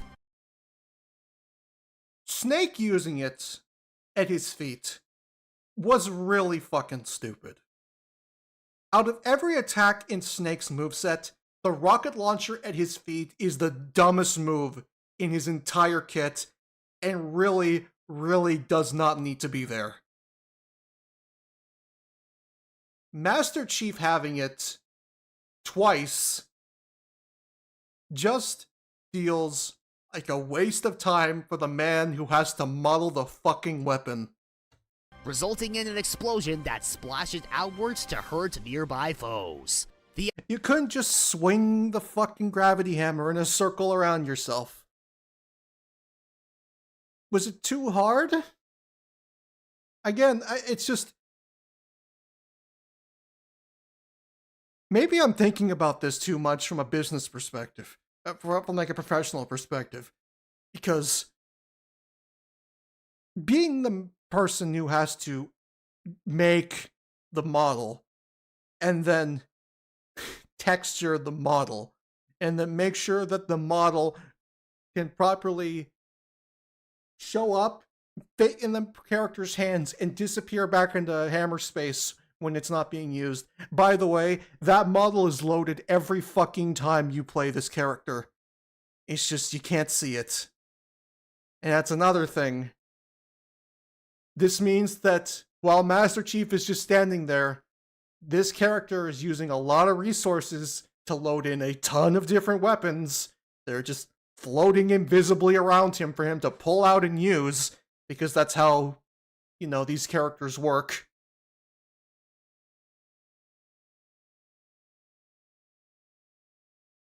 The idea for this smash attack comes from how the rocket launcher is most commonly used in the Halo games, more specifically in Halo multiplayer.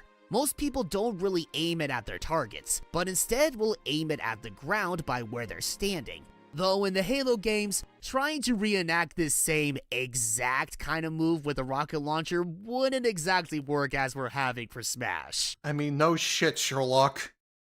But hey, that didn't stop Solid Snake from doing something similar. A character having it in the game and it making no sense does not mean that it's okay for you to do the exact same thing. With his RPG, you know, the original rocket launcher. So who's to say the same can't be applied here? For the rocket launcher in the Halo games, usually this weapon would have a very limited number of rockets. For Smash, to make this move last a bit longer, we have given the rocket launcher 20 rockets total, meaning that this move will have 10 uses per life. Again, it's needless and you will never get to use 10 uses, especially if it only counts when you hit somebody. Of course, once those 10 uses are gone, he's completely locked out of using his down smash for the rest of that stock. That's its major trade-off for being so powerful. So you need to use this one only when you know it'll be the most effective. Yeah, you know, let's just get rid of what's arguably what is usually the character's best tech chasing and whiff punishing tool. Oh, you got a character on the ground? Yeah, sorry, Master Chief. You used your rockets already. I guess you can't chase the guy that's rolling past you. If only you had a weapon that could deal with the person that's trying to roll behind you. Oh, wait.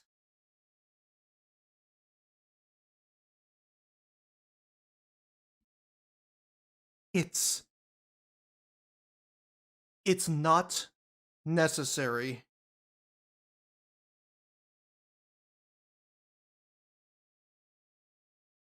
Master Chief's melee neutral air will have him do a lingered kick forward. Also, I should also mention that that's not entirely the way that rockets are used in Halo multiplayer, especially if there are vehicles available.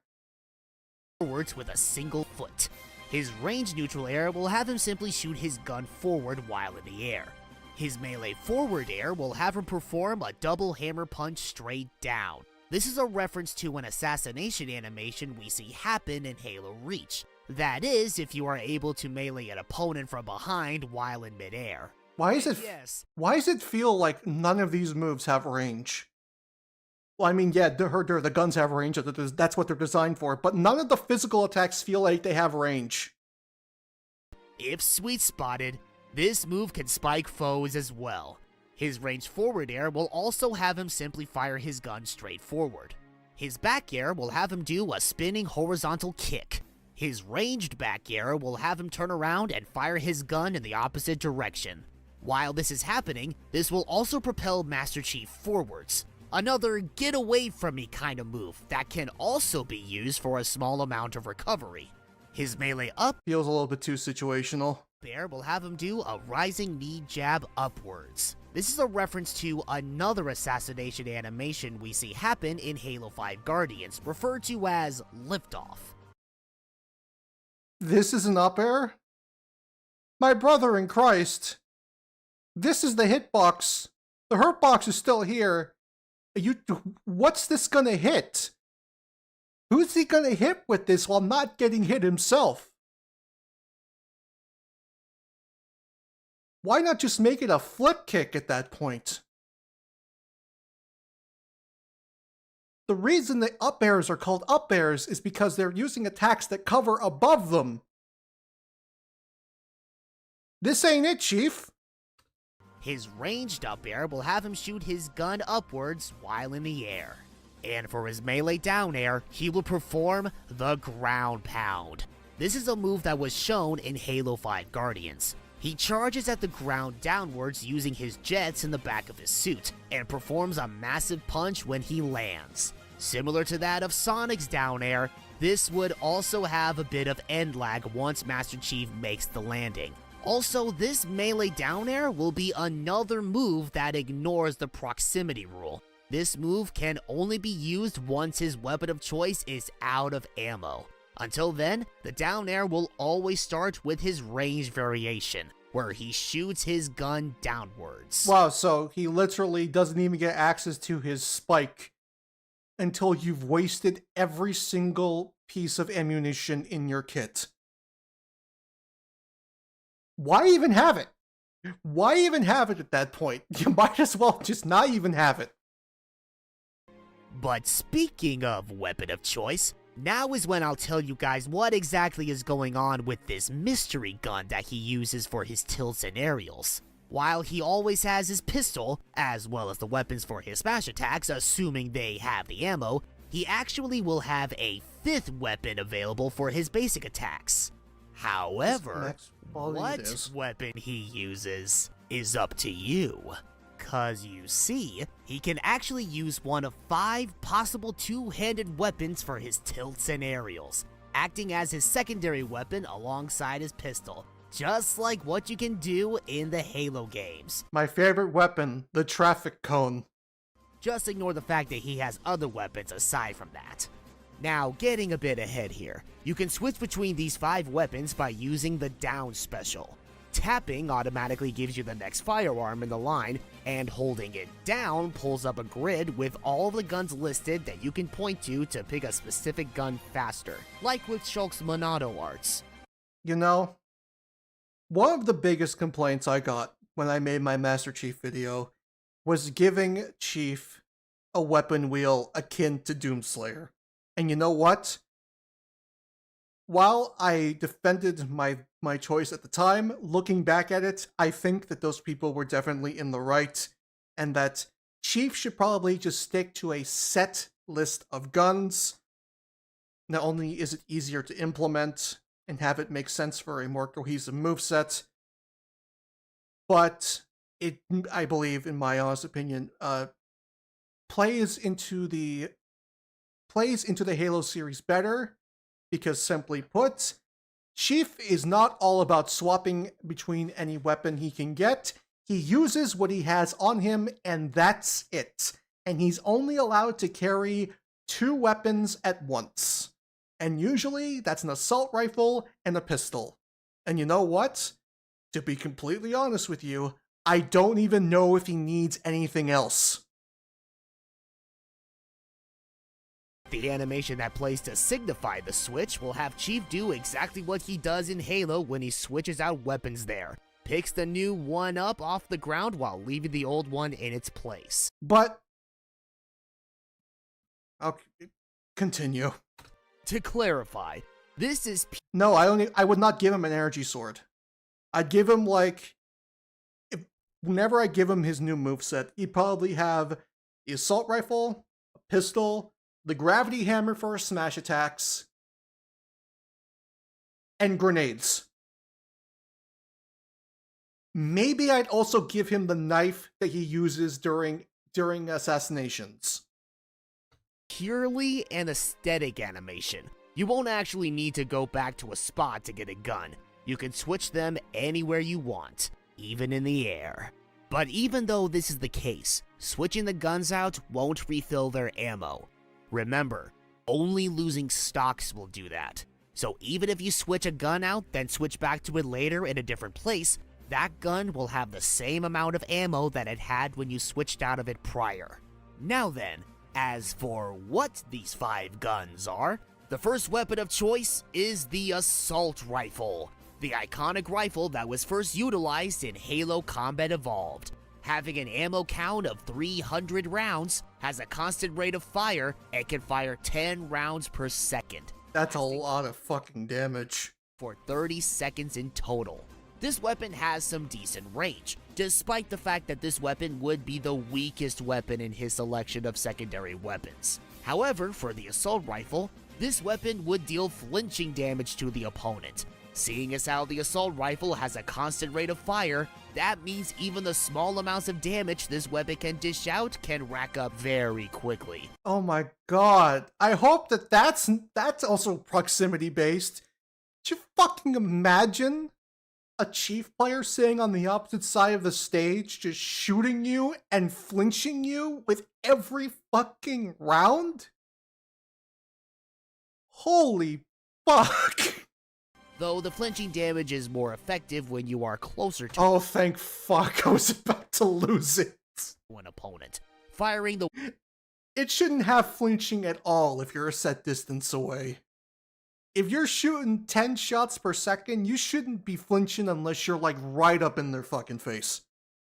Weapon at a Especially if you're allowed to move around while you're shooting. distance won't deal nearly as much flinching damage than when you are at a closer range. This also means that you can actually hold the button down to continuously fire the assault rifle. That is until it eventually runs out of ammo. Now let's talk about Master Chief's second weapon of choice. Master Chief's trusty boomstick, the M45 Tactical Shotgun. Having an ammo count of 300 shells and shoots one shot per 1.3 seconds, lasting for 24 seconds in total, despite having a slow rate of fire and has the worst range. Oh, fuck. The M45 shotgun I don't know if anybody else caught that, but Chief's hand was going backwards. deal the most damage out of all of the secondary weapons in the selection. That must be a Master And Chief just like collection any other glitch. shotgun out there, this deals the most damage when used at close range, considering it fires widespread shots. Firing the shotgun from a distance obviously wouldn't deal nearly as much damage. Again, So you give him a weapon that's good up close, but if he gets too close, won't that just activate his melee attacks to begin with? Again, these are the kind of questions you need to ask yourself if you're going to put a mechanic like this on your moveset. Why would you give him a close-range gun that requires you to be close to deal maximum damage, but if you're too close, or arguably in the best range to use it, you don't use the gun. You swap to your melee attacks.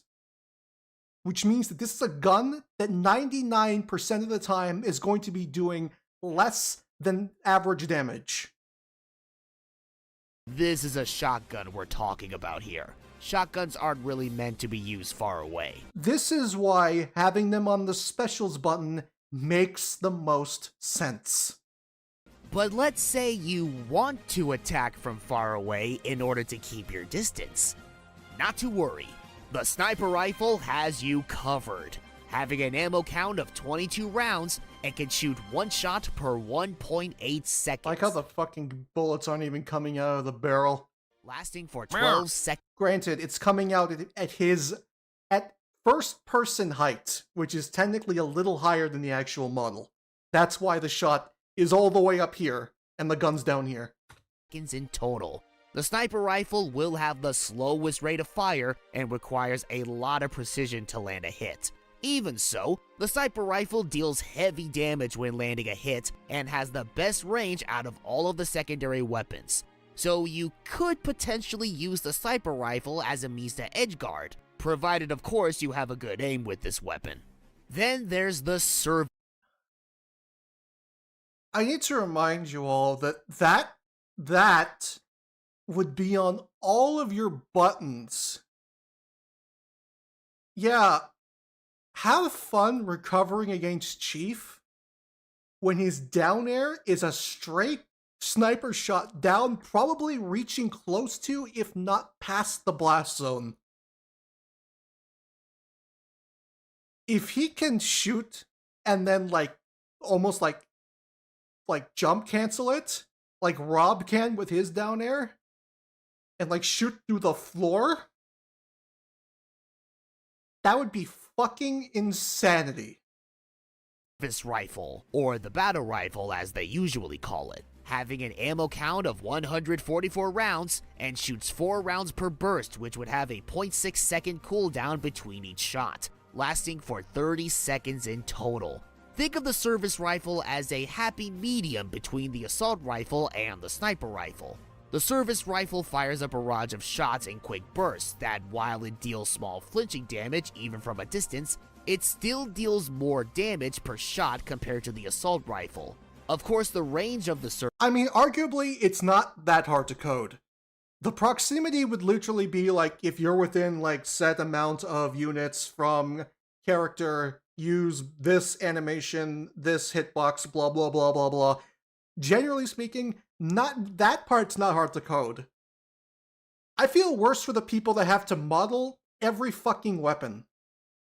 and model them in a way that they're not high res enough where they would lag the fucking game if you had 8 Master Chiefs on the screen at the same time.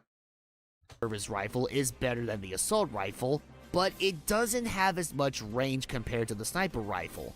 And while the service rifle's rate of fire is not up to par compared to the assault rifle, it still fires shots faster than the sniper rifle. Finally, for the last secondary weapon of choice, Master Chief would use the M319 individual grenade launcher. A weapon he never used. A weapon first utilized in Halo Reach, having an ammo count of 15 shots and can shoot 1 grenade per every 2.4 seconds, lasting for 36 seconds in total. A shot every 2.4 seconds? No, we're not going to go into discussions about how long seconds are in Smash. My only piece of advice is lower it, or else it would be useless. Because 2.4 seconds is over 120 frames where your foe can do literally whatever the fuck they want. While the grenade launcher has a slow rate of fire, its range makes up for it, being able to launch gravity-affected bouncy grenades similar to how Solid Snake and Banjo's grenades are handled. All the more reason for this to be a special move. The grenades themselves deal a considerable amount of damage and explode after a certain of time passes. Would I at least accept the energy sword as an item? Oh hell yeah. Why not? I think it'd be awesome to see certain characters using it as an actual item. Or if they make contact with an unlucky foe. But be careful, as Master Chief would also be susceptible to taking damage from his own grenades. Plus, the grenades do count as projectiles, so they can be reflected as well.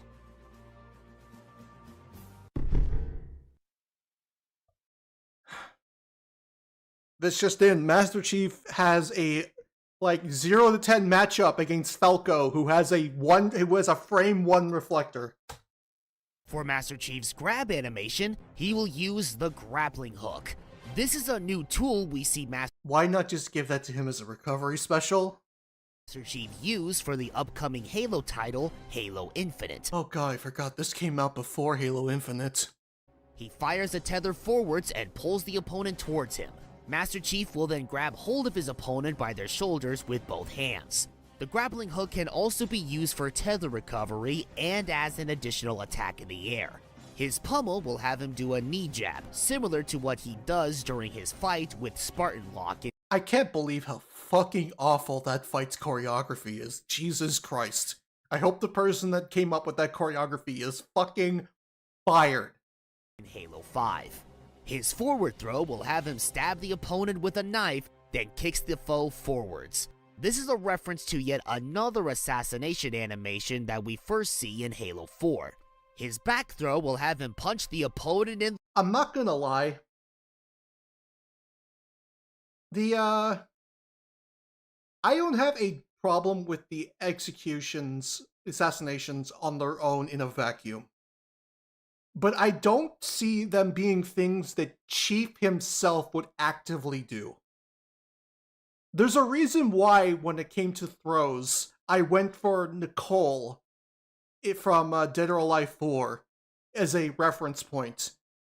And to be honest, Nicole from Dead or Alive 4 is a really good reference point for a lot of things revolving around Master Chief and his possible physical attacks. The ribs, grabs the foe by the neck, then throws the foe on the ground behind himself, bouncing the foe in the air. His up throw will have him uppercut the foe in the air. This is a reference to another assassination animation in Halo 4 that can only be performed if you are holding a Griff Ball. And his down throw will have him bring the foe to the ground, then jumps and stomps on their head, bouncing them into the air. Why not just do a simple stomp? This is a reference to yet another assassination animation in Halo 5 referred to as Prometheus. Oh, we're finally at the specials after all that talk. Neutral special, he will use one of his most trusty gadgets at his disposal, the Z4190 Temporal Protective Stationary Shield, Just call it the fucking bubble shield. or more commonly known as the Bubble Shield, a gadget first introduced in Halo 3. Master Chief will drop the gadget at the spot where he is standing. Afterwards, the gadget will generate a dome-like I would make it even less than half the size. I would make it just big enough for Chief himself to fit in. shield, which in turn will surround him and protect him from any projectiles, including projectiles shot by Chief himself, but only from the outside, meaning that any projectile shot from inside the bubble shield will pass through it no problem. Only the Oh my god, did you fucking imagine bubble shielding and then just sitting there with the sniper rifle? Characters that don't have an option to approach are so unbelievably fucked. projectiles that hit the shield from the outside will get neutralized. You can also deploy the bubble shield while in midair, but the dome-like shield will not generate until it reaches the ground or lands on a platform. I have no problem with them adding this in, but it's very clear there needs to be more limitations to this. Like, if they shoot the bubble, it should weaken the shield. In Halo 3, the bubble shield would last for 20 seconds per use, but that would be too long for a special used in Smash. Let me guess, you made it 10 seconds, which is still astronomically too long. So for the sake of balance, the bubble shield would last for 5 seconds instead. 5 seconds is still a very fucking long time for a move that negates all projectiles. Until those 5 seconds are up, Master Chief won't be able to deploy another bubble shield until his current one is gone. I would give it a bigger cooldown than that, honestly, even after it's gone. Now, while the shield itself is a great defensive option, be careful if you intend on hiding in said shield, because much like in the games, while the shield can protect you from projectiles, any opponent can easily pass through the shield and try to get at you up close. So you could say foes can easily invade Master. That's true. They can walk through the shield. That has always been a thing. That has been the way they balanced it when it came out. And for a shooter, that works.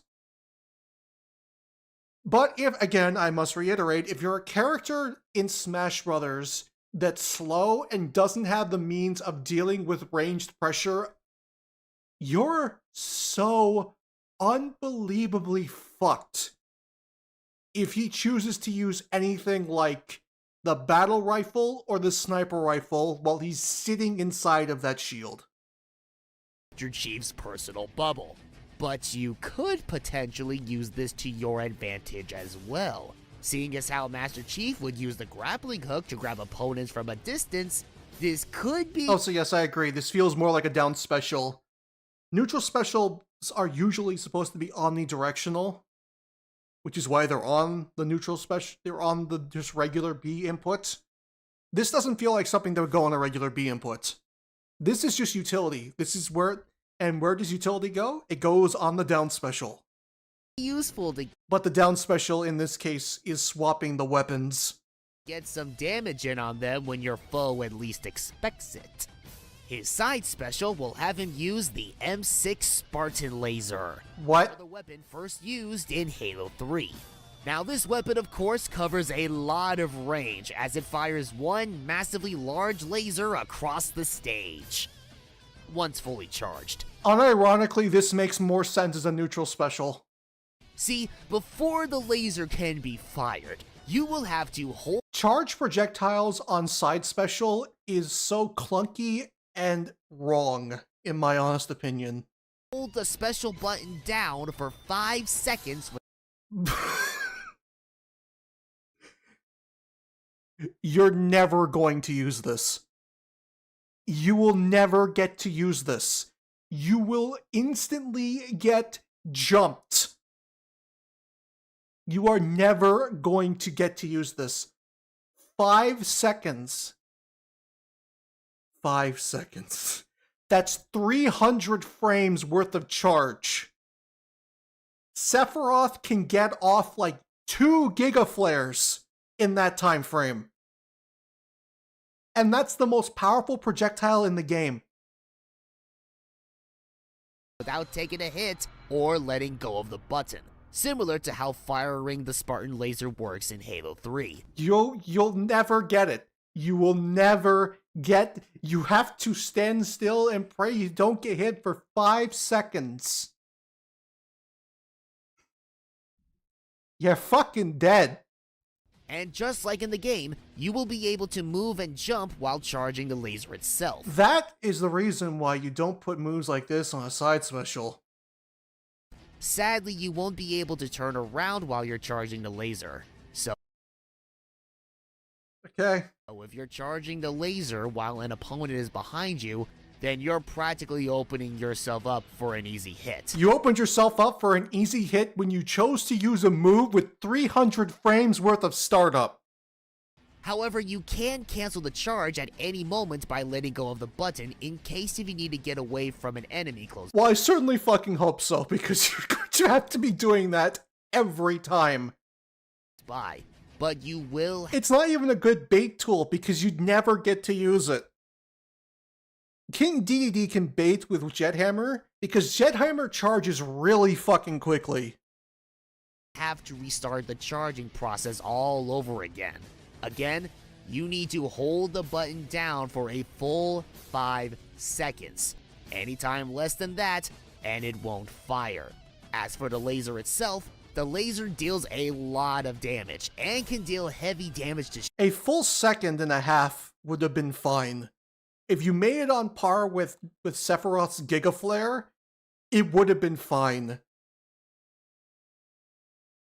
I'm gonna stop talking about seconds in Smash now because I feel like I say this every single time I review one of these movesets. shields. Keep in mind, however, that this laser can be reflected, so the 5 seconds it takes for the laser to fire can be rather predictable at times for your opponent. Oh, I certainly fucking imagine it would be. Master Chief's up special will have him use the jetpack, not the jets Yet another item that the poor model maker has to make and fit on the character and texture just enough for it to be, you know, visually appealing while being, you know, small enough so that it can be off in hammer space and not take up too much system resources. he has in the back of his suit. This is an armor ability introduced in Halo Reach. This jetpack will allow Master This moveset is a resource glutton. From what I have discovered, of people talking about movesets, people call this a kitchen sink moveset, where the character just pulls out yoinky sploinky bullshit for all of their moves. get some more air recovery and will behave similar to that of Rob's up special. Holding down the special button will have him gain height, while letting go will have him fall. Once he gets a combined height of 4 seconds with the jetpack, So he's gonna make it back. Okay, just making sure. Master Chief will then go into freefall. And to quickly recap Master Chief's down special, it's the weapon swap for his tilt and aerial attacks. As I said, holding it down lets you pick whatever gun you want. But in terms of the gun order, when if you only tap the button, it goes from the assault rifle, which will always be what Chief starts matches with, then the shotgun, then the sniper rifle, then the battle rifle, then the grenade launcher, and after that, it just loops back to the assault rifle. Who fucking raw? Now, for Master Chief's final smash, to best represent Halo in its entirety, as well as the Chief himself, this will not be using any Spartan lasers, To be honest, it probably would have been better here than the way you implemented it, but continue. but instead would be a cinematic final smash. Of fucking course it would be. Upon activating the final smash, a warthog will appear behind Master Chief going at full throttle. As it passes by, Master Chief will grab hold of the side of the warthog and jump into the passenger seat. Any foe who gets run over by the Warthog will be sent flying into the cinematic final smash. The cinematic then starts with the opponents landing into a war zone as the Warthog drives away into the right side of the field. We see this battle consist of human UNSC soldiers and vehicles attacking from the right side of the battlefield, and alien Covenant and vehicles attacking from the left, making this a reference to what we see happen in the iconic cover art of Halo Combat Evolved. Though one could say this is also a reference to Halo Wars as well. And our unlucky foe just so happened to land right in the middle of this war zone and gets caught in the crossfire, racking up lots of damage from getting hit by all of the projectiles being shot from both sides of the battlefield. What the fuck does that have to do with Master Chief? Why is Master Chief's final smash him taking you to Vietnam? Then to end things off, we see a Scorpion tank roll up from the UNSC side of the field, takes aim, and fires one shot at the foe's location, which will deal the last bit of damage and launches the foe away, ending the cinematic. Afterwards, depending on what position Master Chief is in, the foes are launched into the direction away from where Chief is facing, and Chief lands back into the spot where he was prior. Is Chief driving the tank? This final smash has nothing to do with Master Chief. You could have him call in a tank and just pump people full of shots, and then have him like jump out and do like a cool action pose and then blow them away with a Spartan laser. That would be infinitely more true to character for Chief than whatever this is. The problem is that the final smash for Master Chief does not involve Master Chief at all. Master Chief is gone. He took you to Vietnam and he left you there.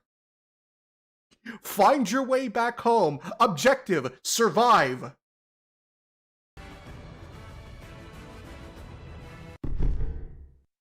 Where is Chief in all of this?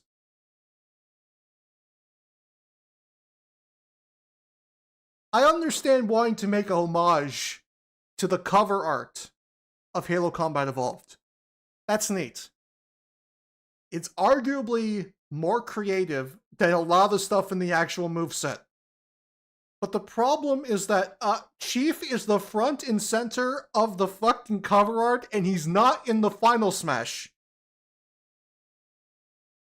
At least let him be the one who shoots the shot in the tank. Have him be actively involved in the fight. Though, one must wonder, why the fuck a third party would be immediately targeted by both sides like they're in a squad match in Fortnite. For Master Chief's colors, of course his default colors will have him don his iconic green Mark VI Mjolnir armor, more so his current look that we see him have in Halo Infinite. His first alt will have him wear red armor. Meanwhile, his second alt will have him wear blue. The blue armor is a reference to Carter 259. No, the blue armor is a reference to the blue armor that's in like every fucking multiplayer match in Halo. Protagonist and leader of Team Noble in Halo Reach. The red and blue alts are also a reference to colors you would expect to see in classic Halo multiplayer, more specifically in Team Slayer matches. And before you say it, yes, one could say this is also a reference to the popular web series Red vs. Blue. I don't think you need to say that. Also, Chief has nothing to do with this, so no. Red vs. Blue didn't introduce the concept of red versus blue in Halo. Hey, if I didn't say it here, someone in the comments would have done the exact same thing. Which is very, very sad. Third alt will have him wear light silver armor. That is white. Reference to Agent. Light silver is just white. Those two colors aren't even remotely close to one another. Spartan Locke, the main protagonist in Halo 5 Guardians. His fourth alt will have him wear light blue armor. This would be a reference to Cat 320, another member of Team Noble in Halo Reach, and would also be a reference to Master Chief's AI companion from Halo 1 to Halo 4. I fucking loathe that you chose Halo 5 Cortana for that image. Cortana. His fifth alt will have him wear dark That's closer to fucking Spartan Locke than the color you chose. steel armor. This is a reference to the Arbiter, the Covenant follower turned faithful ally to the Master Chief from Halo 2, and also references Noble 6, the create-your-own character and main protagonist from Halo Reach. His sixth alt will have him wear orange armor, Hey, it's Griff. and his final alt will have him wear yellow armor. Where's the black armor? Come on, man. Both of these alts aren't really references to anything, they are just there to cover more of the color spectrum. For Master Chief's stage intro, we see a Yet you didn't give him purple. drop pod crash land onto the stage. Then Master Chief busts the door open with his foot, jumping right into the fight. This is a reference to what we see Master Chief Also, I like how it's expand the color spectrum, but you gave him 2 shades of blue do and 2 shades of gray. during the beginning cinematic of the 8th campaign level in Halo 2, Delta Halo. Could we possibly make any more noise? I guess so. For Master Chief's taunts, his first taunt will have him remove his AI chip from the back of his head, holds out his hand, and we see his AI companion Cortana being projected from the palm of his hand. Cortana would then say, Okay, Chief, do what you do best. in reference to one of the first lines Cortana tells Chief during the beginning of Halo Combat Evolved. Afterwards, he would put the AI chip back into the back of his head. His second taunt will show him reloading his pistol while saying, You're going down. and his final taunt will have him put Threatening. his current weapon on his shoulder and tilt his head to adjust his neck. While he's doing this, he'll say, I'm finishing this fight, in reference to what he does during the end of Halo 2.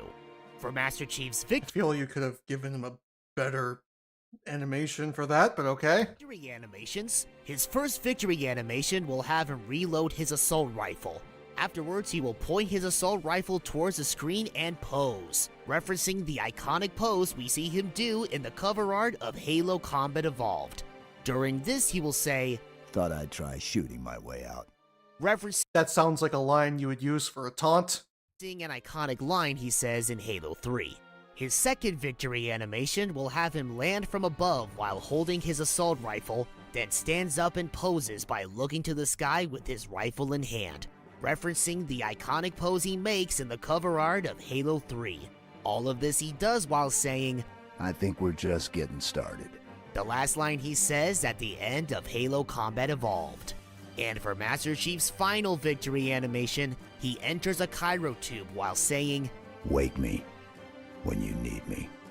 The Cairo tube closes, and the camera zooms in on Master Chief's sleeping face while in the Cairo tube, referencing what Master Chief does during the epilogue of Halo 3, just getting the rest that he needs before he gets awakened again for the next fight.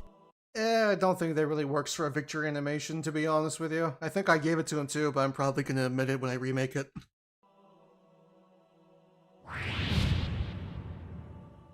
Holy shit, that was... The duality, the juxtaposition of the bad moveset with decent presentation next to the decent moveset with horrendous presentation. The juxtaposition of these two videos next to each other, I feel just shows how much worse it is, how important presentation is.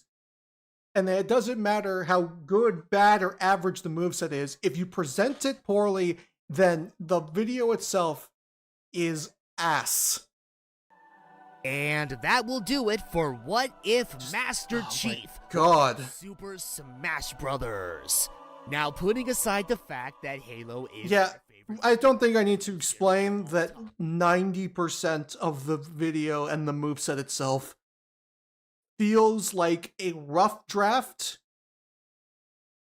that never ever got a second, that never got like a second rewrite.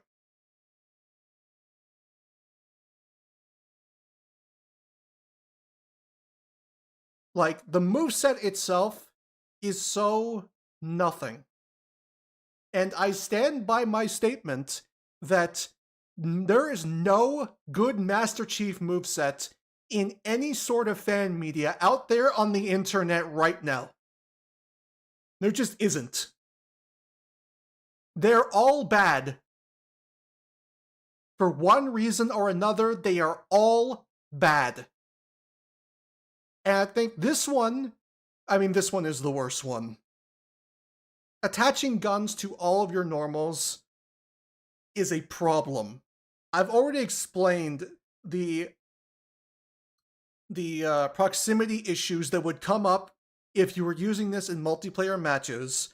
The limited ammunition just sounds obnoxious, and so much of this moveset could be improved if you just gave him regular buttons. Excuse me. You just gave him regular buttons and put his fucking guns on his specials. Also, no grenades.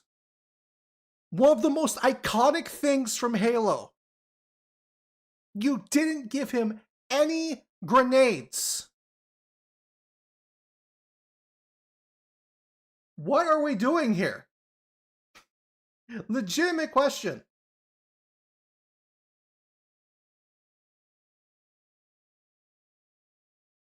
At least the moveset in Rex was smart enough to give him sticky grenades. Grenades, in my opinion, are one of the most iconic weapons in all of Halo. Especially the sticky grenades.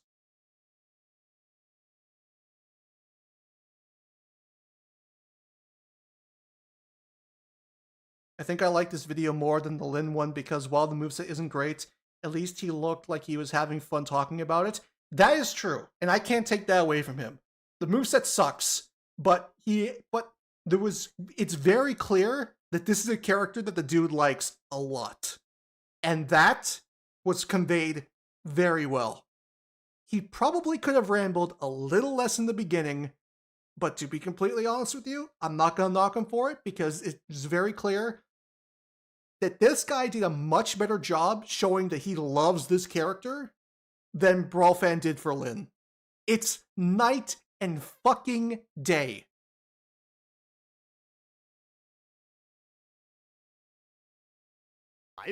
Honestly, having a character from a first-person shooter, not counting Samus as seen in Metroid Prime, make its way into a game like Super Smash Bros. Would Samus doesn't count. She is a platforming character first.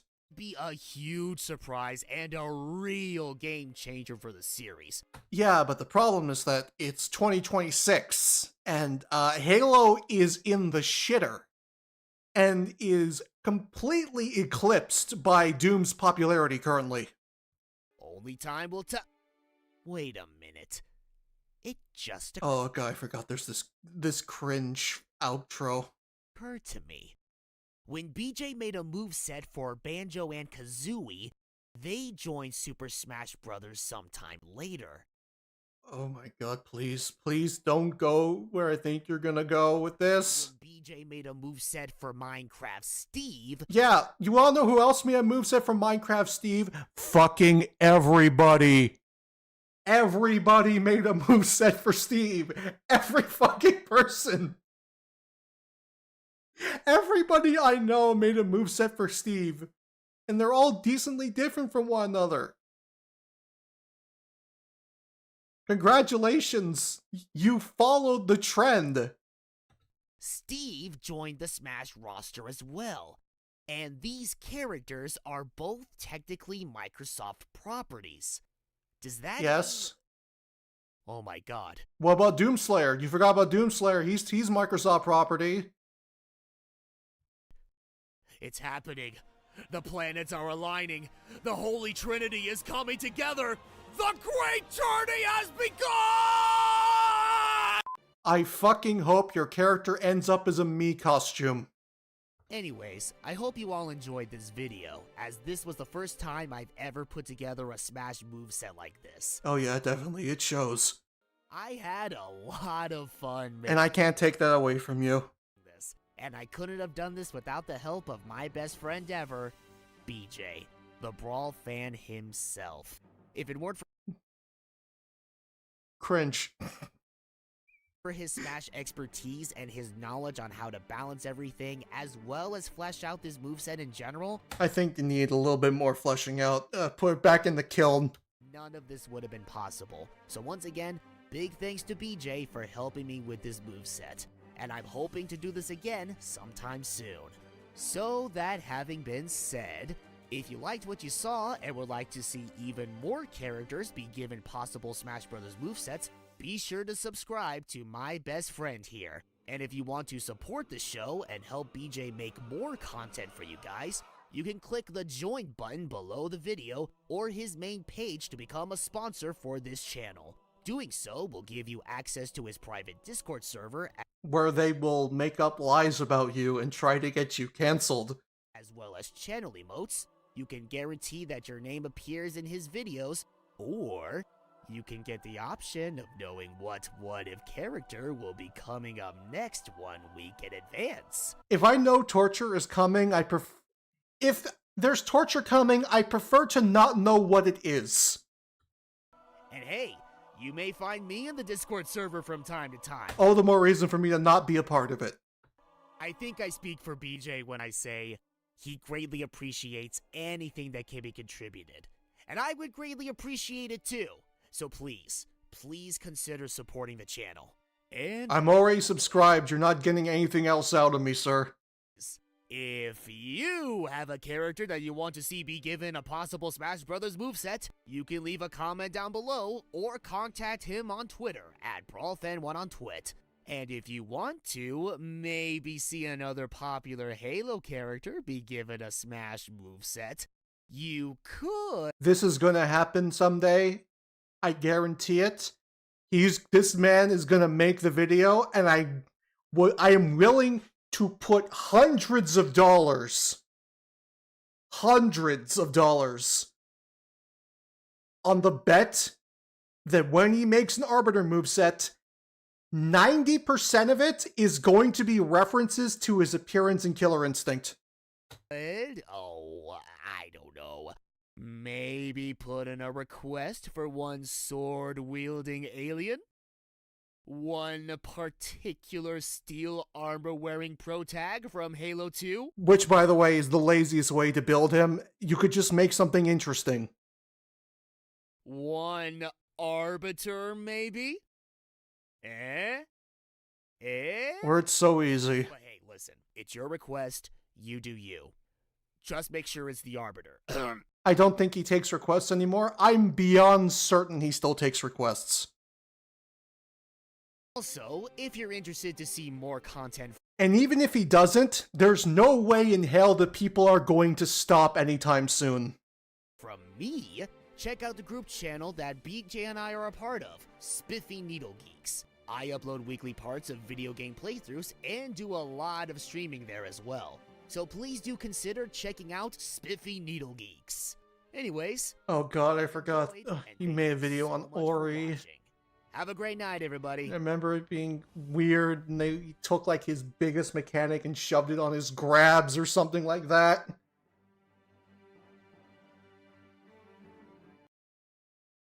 No, I don't want to watch Doomslayer. I really don't fucking want to watch Doomslayer. I don't want to watch Doomslayer. It'll make me fucking sad. I think it's just more proximity-based guns, and he gave his only use of super shotgun is his fucking up special.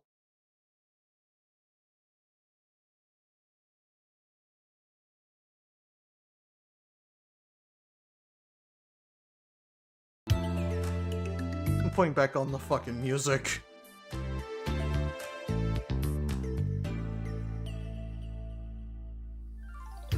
Oh yeah, that's right. He turned him into Ryu.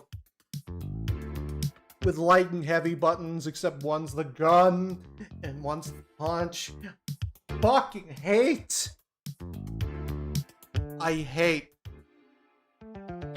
I just hate people making shooter character movesets in general because they're always so bad. They miss the point of the way the characters should function in a different source of media.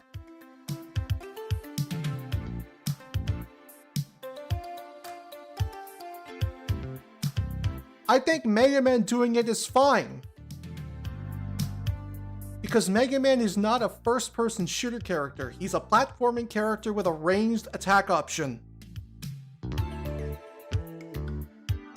But I think that Mega Man, in a lot of the Smash 4 newcomers, as much as I like a lot of them, did open the door for people to just really just like scrape the bottom of the barrel with what they could pull off in movesets, while not thinking why it works for that character.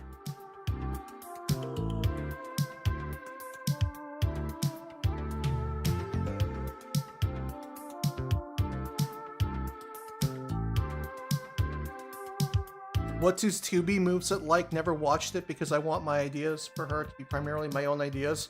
I'm pretty sure a lot of it was just attacks from the game.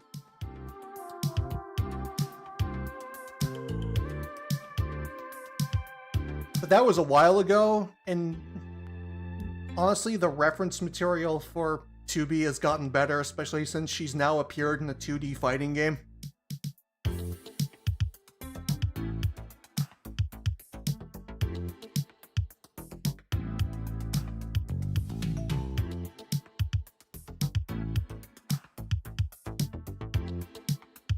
What's his Skull Kid moveset like?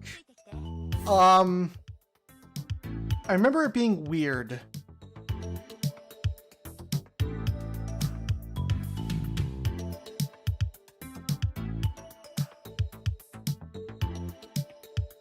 No, I'm not gonna even bother looking at Eggman. Eggman was from when he was just starting out, and I don't think it's entirely fair to dunk on somebody when they're just for videos from when they were just starting out with making content. I think that's a little bit unfair, honestly. That's why I look at videos like Lynn so much harsher than I would look at a video like Eggman, because this video is literally like 6 months... No.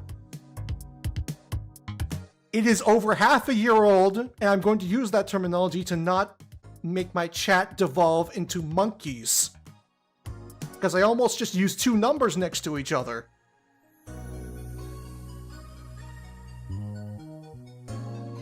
Oh, I know Monokuma's problems. Monokuma has problems. I know about the explode mechanic, and I know that that's like one of the worst mechanics he's ever designed. But the thing is that everything else around that moveset is just so nothing.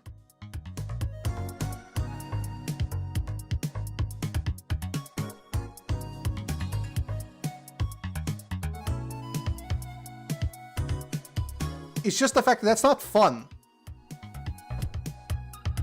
Oh, I guess I'm just going to explode now.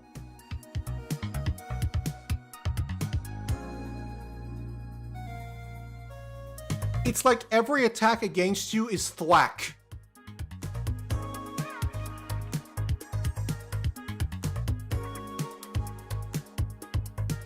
In a point, you can tell which game BrawlFan actually played when making these movesets.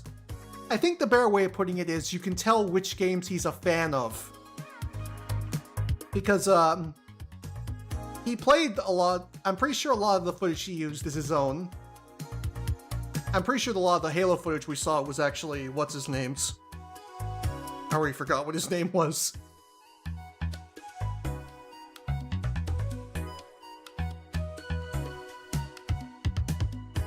But, just do the dual hitbox shit like Bowser Jr. does, where the mech takes less knockback than the real body. That would have been fine. Yeah, Paper Mario is primarily 1,000 Year Door, and he already admitted that's because it's his favorite game of all time. At least it's a game, at least it's something that he showed he enjoyed, and to be honest, he did a much better job of showing he enjoyed 1,000 Year Door than he did with Lyn.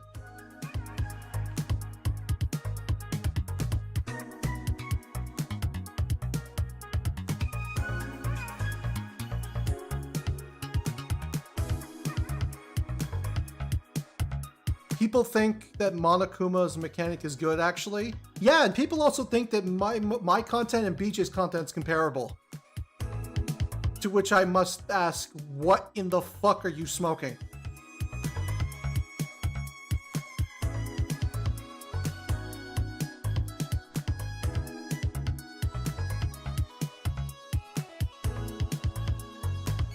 To be honest, I don't know if I have it in me to watch another video. I think those two videos might be it for a while.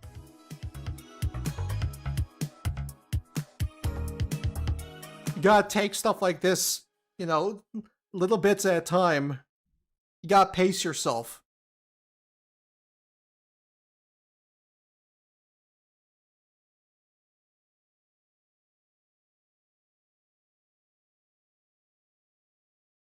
People have compared me to Backseat Sakurai. People have compared me to a lot of people that really shows how generally immature and... No, that's just it. How generally immature the Smash community is.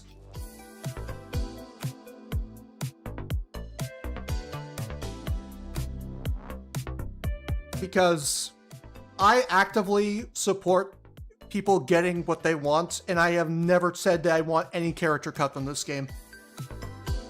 I am a huge advocate for people enjoying what they enjoy and showing people how much they enjoy it. And I think that if there's characters you want, that you should actively support them no matter how unlikely they might be. Simply because it's something that you love and you enjoy.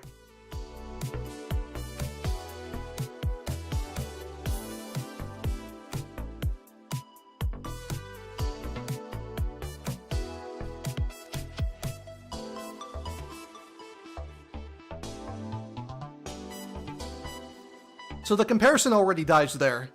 You literally cannot physically compare me to these people. People just do not like that I care more about this stuff than they do.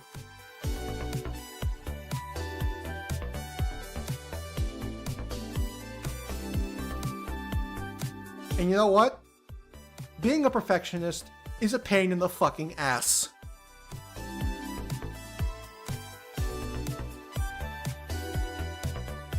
And it's not a lifestyle that anybody should ever push towards, because to be honest with you, it will more than likely just end up making you burn out faster.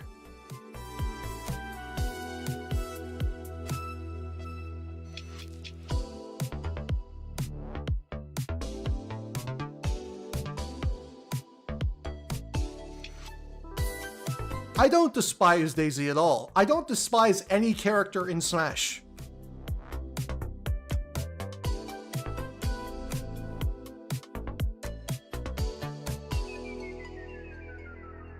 Smash has gotten me into a lot of franchises that I probably would have never touched.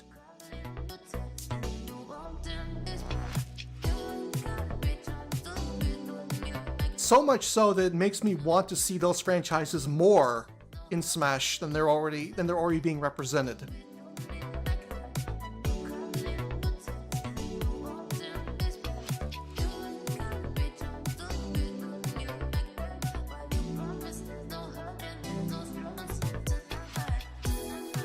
Don't even bother.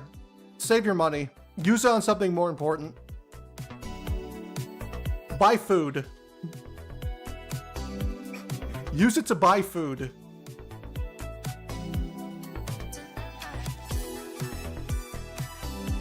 Because I can already tell you what that video will be. It will be nothing more than just showing references from the video game. You will get very minimalist explanations. And yeah, that's pretty much all you're gonna get.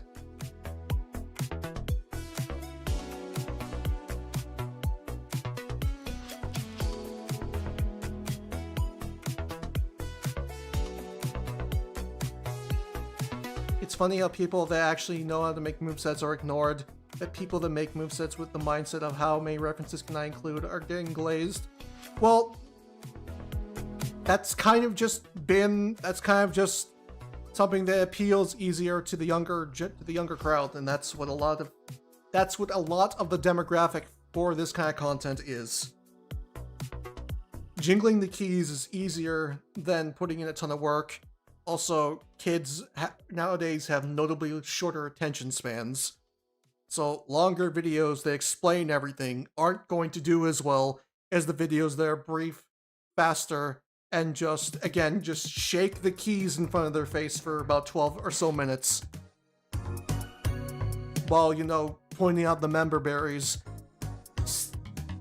So that they can be like, Leonardo DiCaprio just pointing at their screen.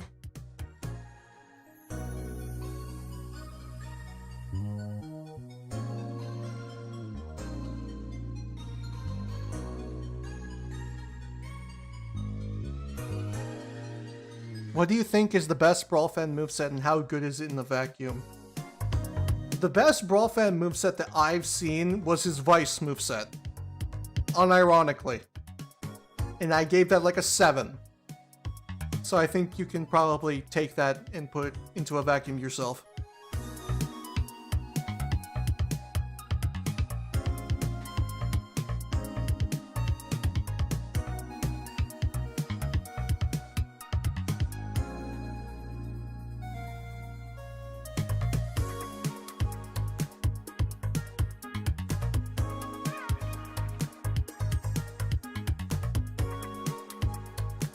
But yeah, there's the reason why I don't take requests and the reason why I actively choose every character that I want to cover is because I feel that you're more than likely, even if it's a franchise you're not super familiar with, if it's something that you actively want to do yourself instead of doing it because other people want you to, I think it will make a notably better product.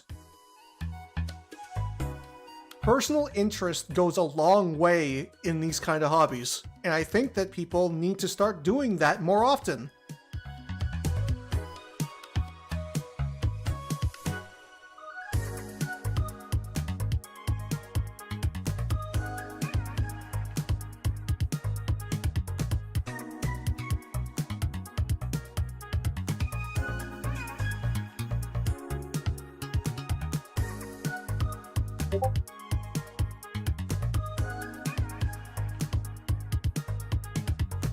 Now that must be Joe talking about D&D not happening tonight. Yeah, that's why I have time today, because that's not happening.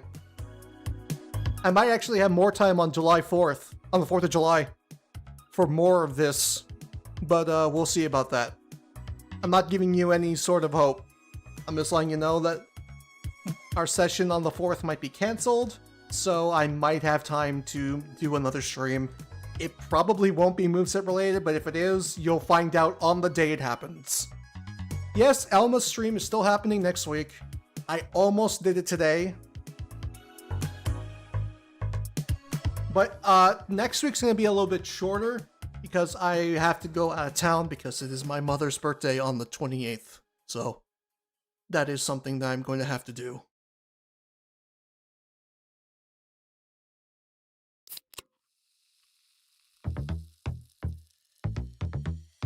No, I'm not watching Lucanator's movesets. Lucanator is... He's definitely something. That's as much as I'm gonna say about him. I see a lot of people call him a leech because he basically copies BrawlFan1's movesets. To which I say, he's not a leech. He's a parasite. And there's a very clear distinction between the two.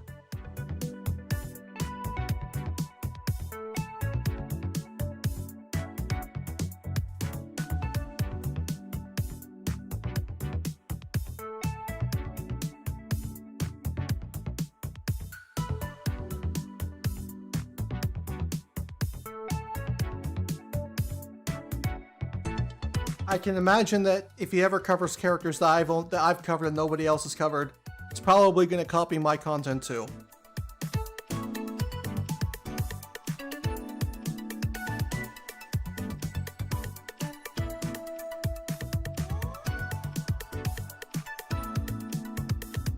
But I'm not giving him any sort of publicity on this channel.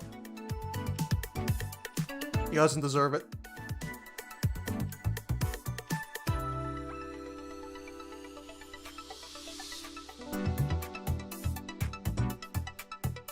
Yeah, he even steals BrawlFan1's jokes. In quotations, jokes.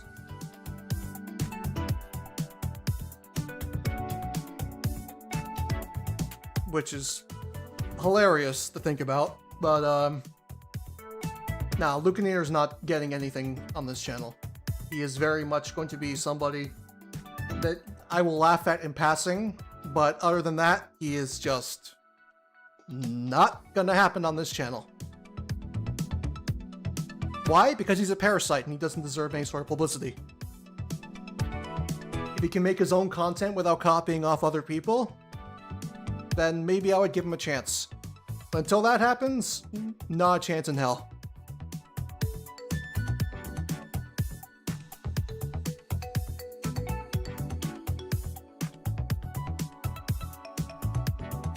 There aren't a lot of things that piss me off to a notable extent in this world. Fake creatives are absolutely one of those things that piss me off. And Lucanator is about as fake as you can get. He's like the equivalent of an AI bro in the Smash Brothers moveset maker scene.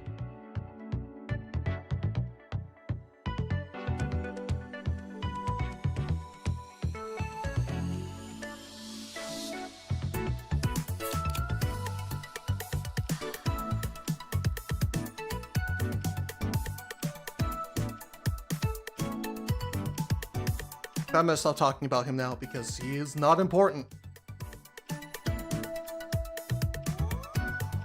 I can give at least people like Delzathan and BrawlFan credit, because as questionable as their content may be at the most, and by that at most I mean at most times, they do all the work themselves. Well, at least BrawlFan does. But that's another story.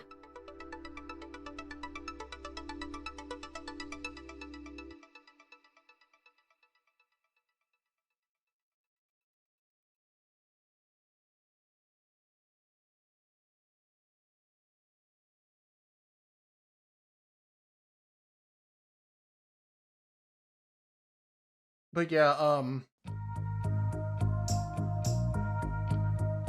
I think the next time I review movesets, I want it to be a positive experience. Because I remember genuinely coming out of Vice's video with positively. And I don't just mean like I said the moveset was okay, I mean like, I didn't feel like shit after the stream was done.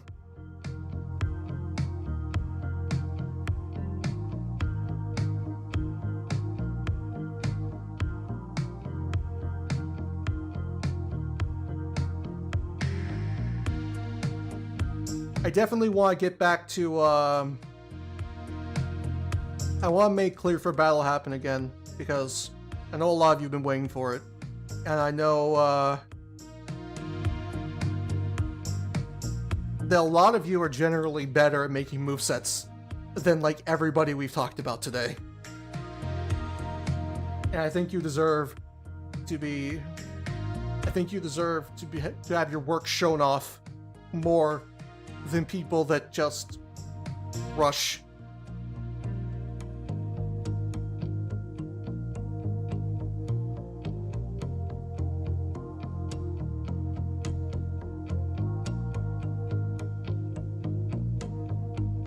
No, BrawlFan tried. And his friend tried too.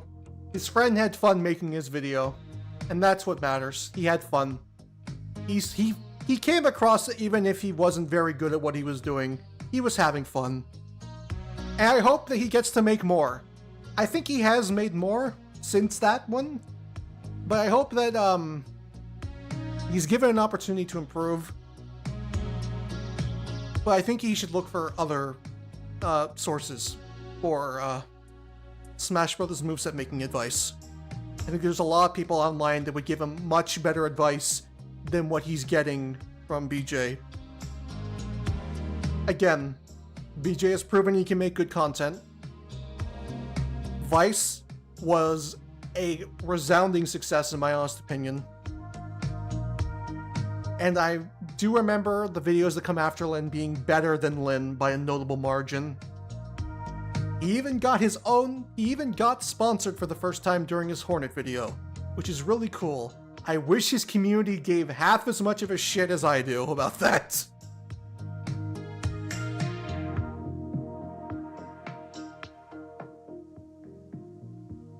Oh yeah, it's only one submission per person for Clear for Battle. I'll probably look at BrawlFan's other movesets, the Pepino one and the Hornet one, next. I think I'd have a much better viewing experience with those than I did with Lin and Master Chief.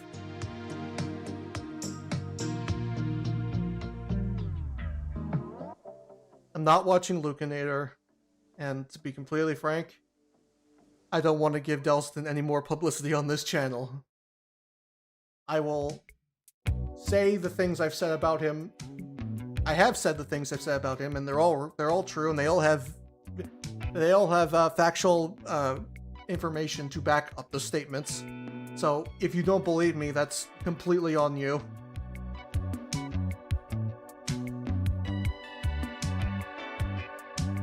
But I want these streams to be a bit more of a positive experience going forward, because just sitting here saying that this isn't great, this could be improved, I don't like this, it gets tiring.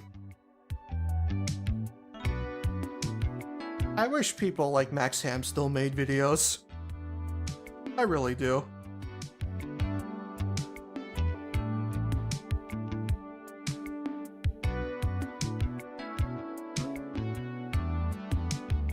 Maybe we'll see a resurgence of moveset. No, wait, are you kidding me? We will absolutely see a resurgence of Smash Bros. Moveset content whenever Smash 6 is announced. And maybe some new YouTubers will come out of the woodwork with movesets that are notably better than BrawlFan or Delzathan, and they'll be fun to watch.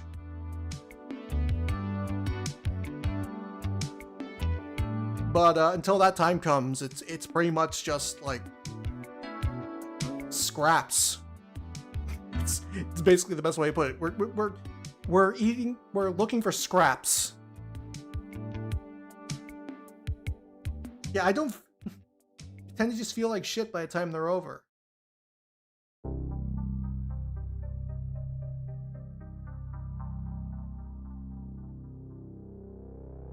I think your critique videos could become really useful for creators once Smash 6 comes out. I think the only way that would be a thing is if I actually made a video out of reviewing a single moveset. And gave it the same production quality that I do with my actual moveset content. And explain why things work and why things don't work and where these things could be improved, blah blah blah. But here's the thing.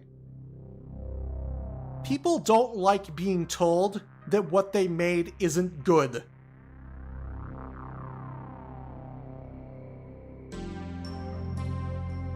And people with their own egos are going to look at that and basically try to slant what I said to make me look worse, because they are personally offended by what I said regarding insert creator here. I guarantee you that 90% of BrawlFan1's fans that come to watch this stream are not going to take in any sort of positive information from it. They are going to see it as a personal attack. They are going to learn nothing from it. And we're basically just going to be where we were when the stream started.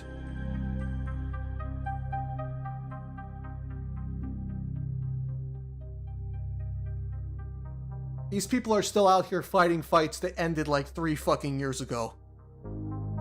I can only say, the war's over so many times. And to be completely honest with you,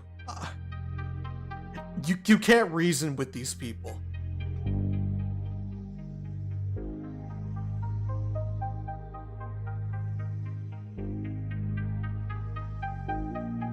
such a video, you could do 2-3 examples, a good moveset, a mid one, and a bad one.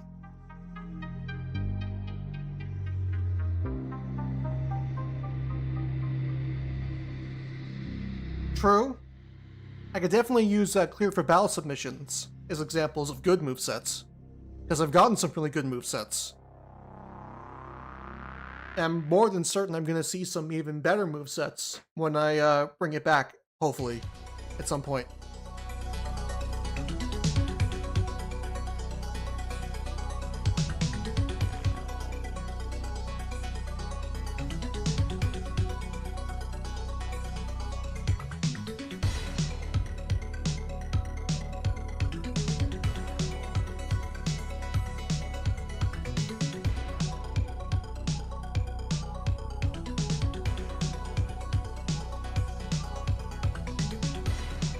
I would say never assume you're the first. I'm sure that somebody has, but maybe they haven't published it somewhere. Don't worry about being the first. Just worry about doing the best that you can. And if you're happy with the end product, then that's what matters. Because the only person that should actively be happy with the product is the person that made it. It doesn't matter how good it is. Doesn't matter how bad it is. Even if there are problems that could arise with a creator constantly ignoring their own problems. But that's besides the point.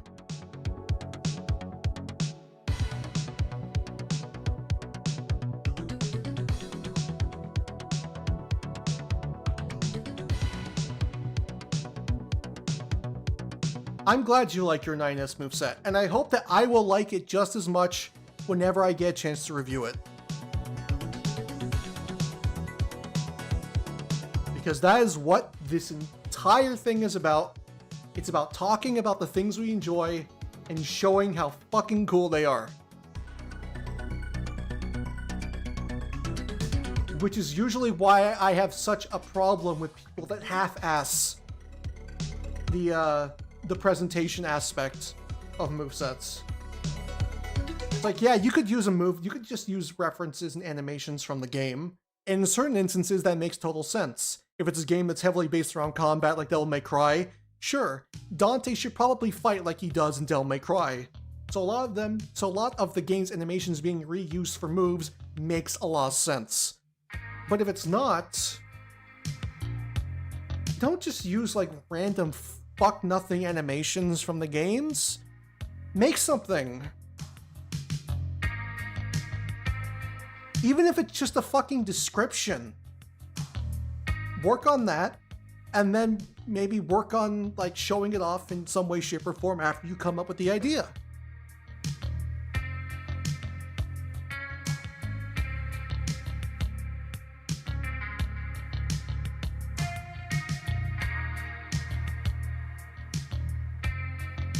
I think I gave him a mechanic that both fits him and lets him stand out from the rest of the roster. Good!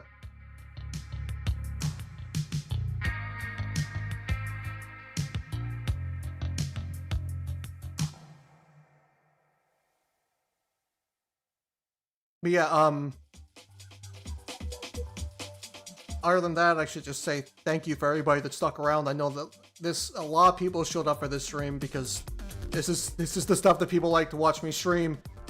Because I feel that people like watching me get upset. And to be honest, I don't blame them.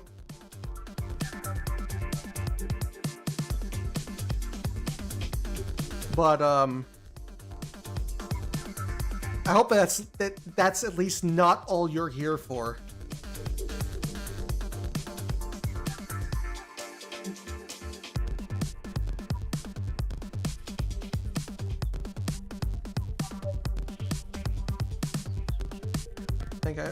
So who's the next challenger concept?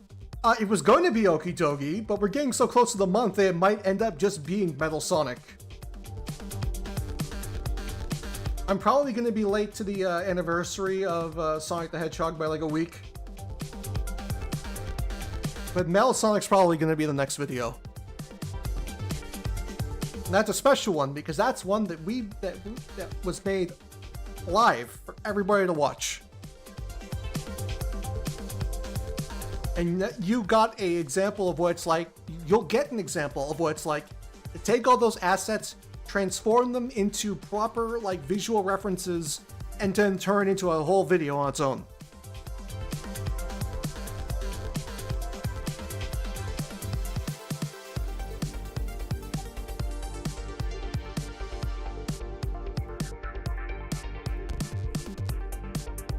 Honestly, Kitchen, post at your own pace.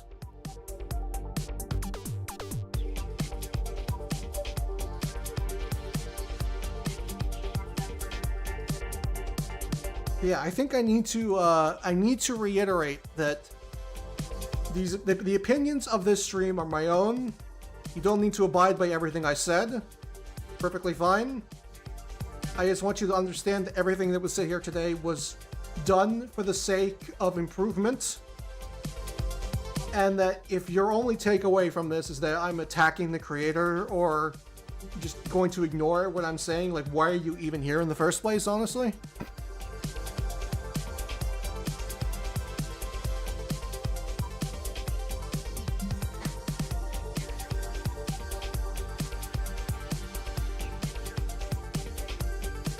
I know I can get heated when I do these streams. I can. No, I know I do. And to be completely fair, I feel like I wasn't that upset today. Felt a lot more disappointed in certain spots than, like, upset. I think a lot of Lynn's video left me feeling just empty more than anything else.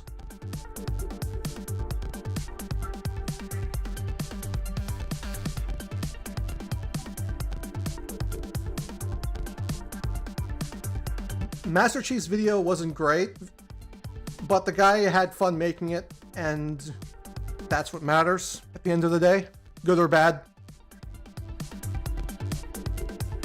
And that's why I'll always say that BrawlFan is a better creator than somebody like Delcithan, who feels like he's just doing it from a soapbox to feel important. Well, BrawlFan's just out here doing it because he wants to do it.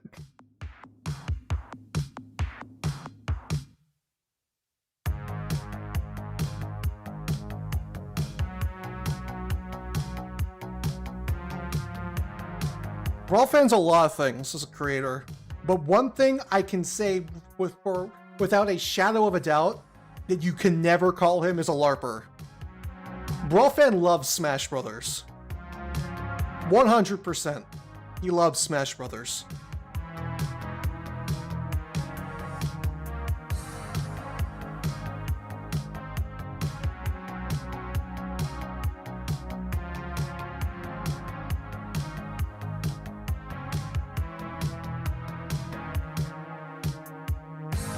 Yeah, I guess I've been rambling. It's funny is that we probably could have watched another video if I didn't spend so much time talking, but honestly, I need time at the end of these streams to decompress a little bit, because it's a lot of talking, a lot of things to talk about.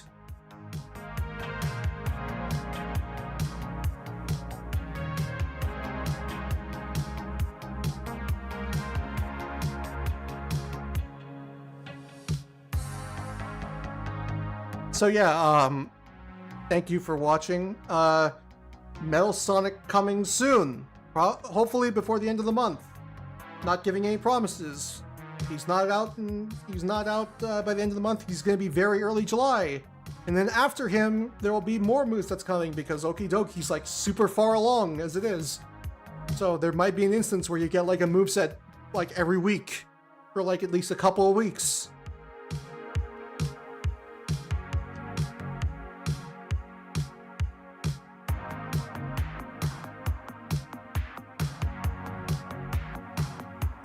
Show support to these creators because they deserve to improve.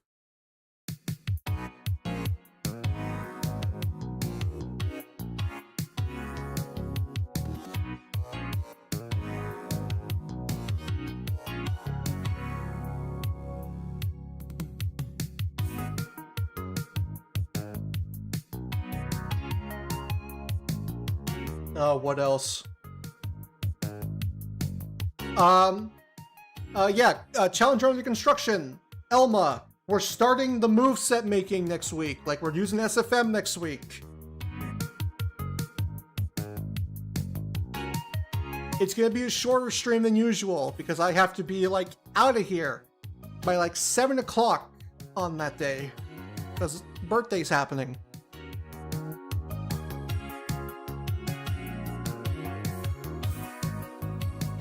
But I'll probably make up for it a lot in July. I'm probably going to be streaming a lot in July because I'm going to have a lot of more free time to myself. And I definitely want to spend some of it streaming.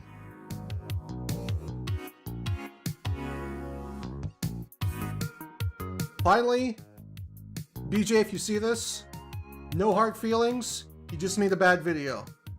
And whenever you do get to... And also, whenever you're forced by the voting algorithm to make a moveset for Jonesy, because it's going to happen, because kids love Fortnite, call me, squad up with me, I will teach you everything you need to know about Fortnite and help you get good footage.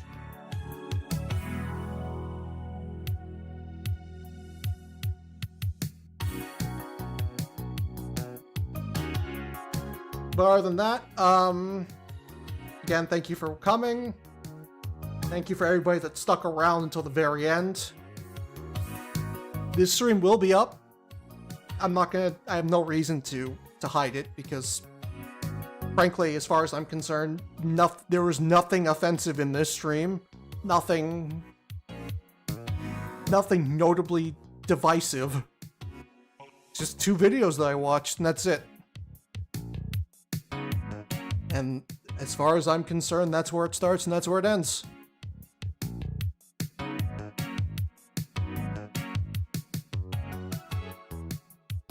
And I'll see you soon. Definitely want to get back into streaming Risk of Rain at some point. And I only want to do that because I've gotten back into the game, I love it, and Accurate might get a remake at some point.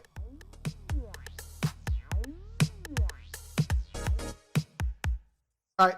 I'm gonna go now because I'm rambling and I'm hungry and I'm gonna go barbecue like a burger or 2 because I'm fucking starving. I haven't eaten anything since like breakfast.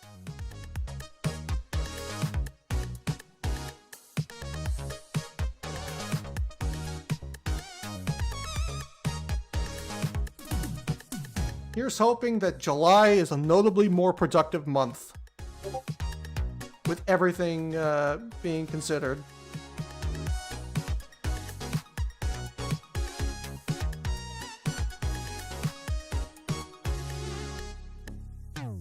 But with that said...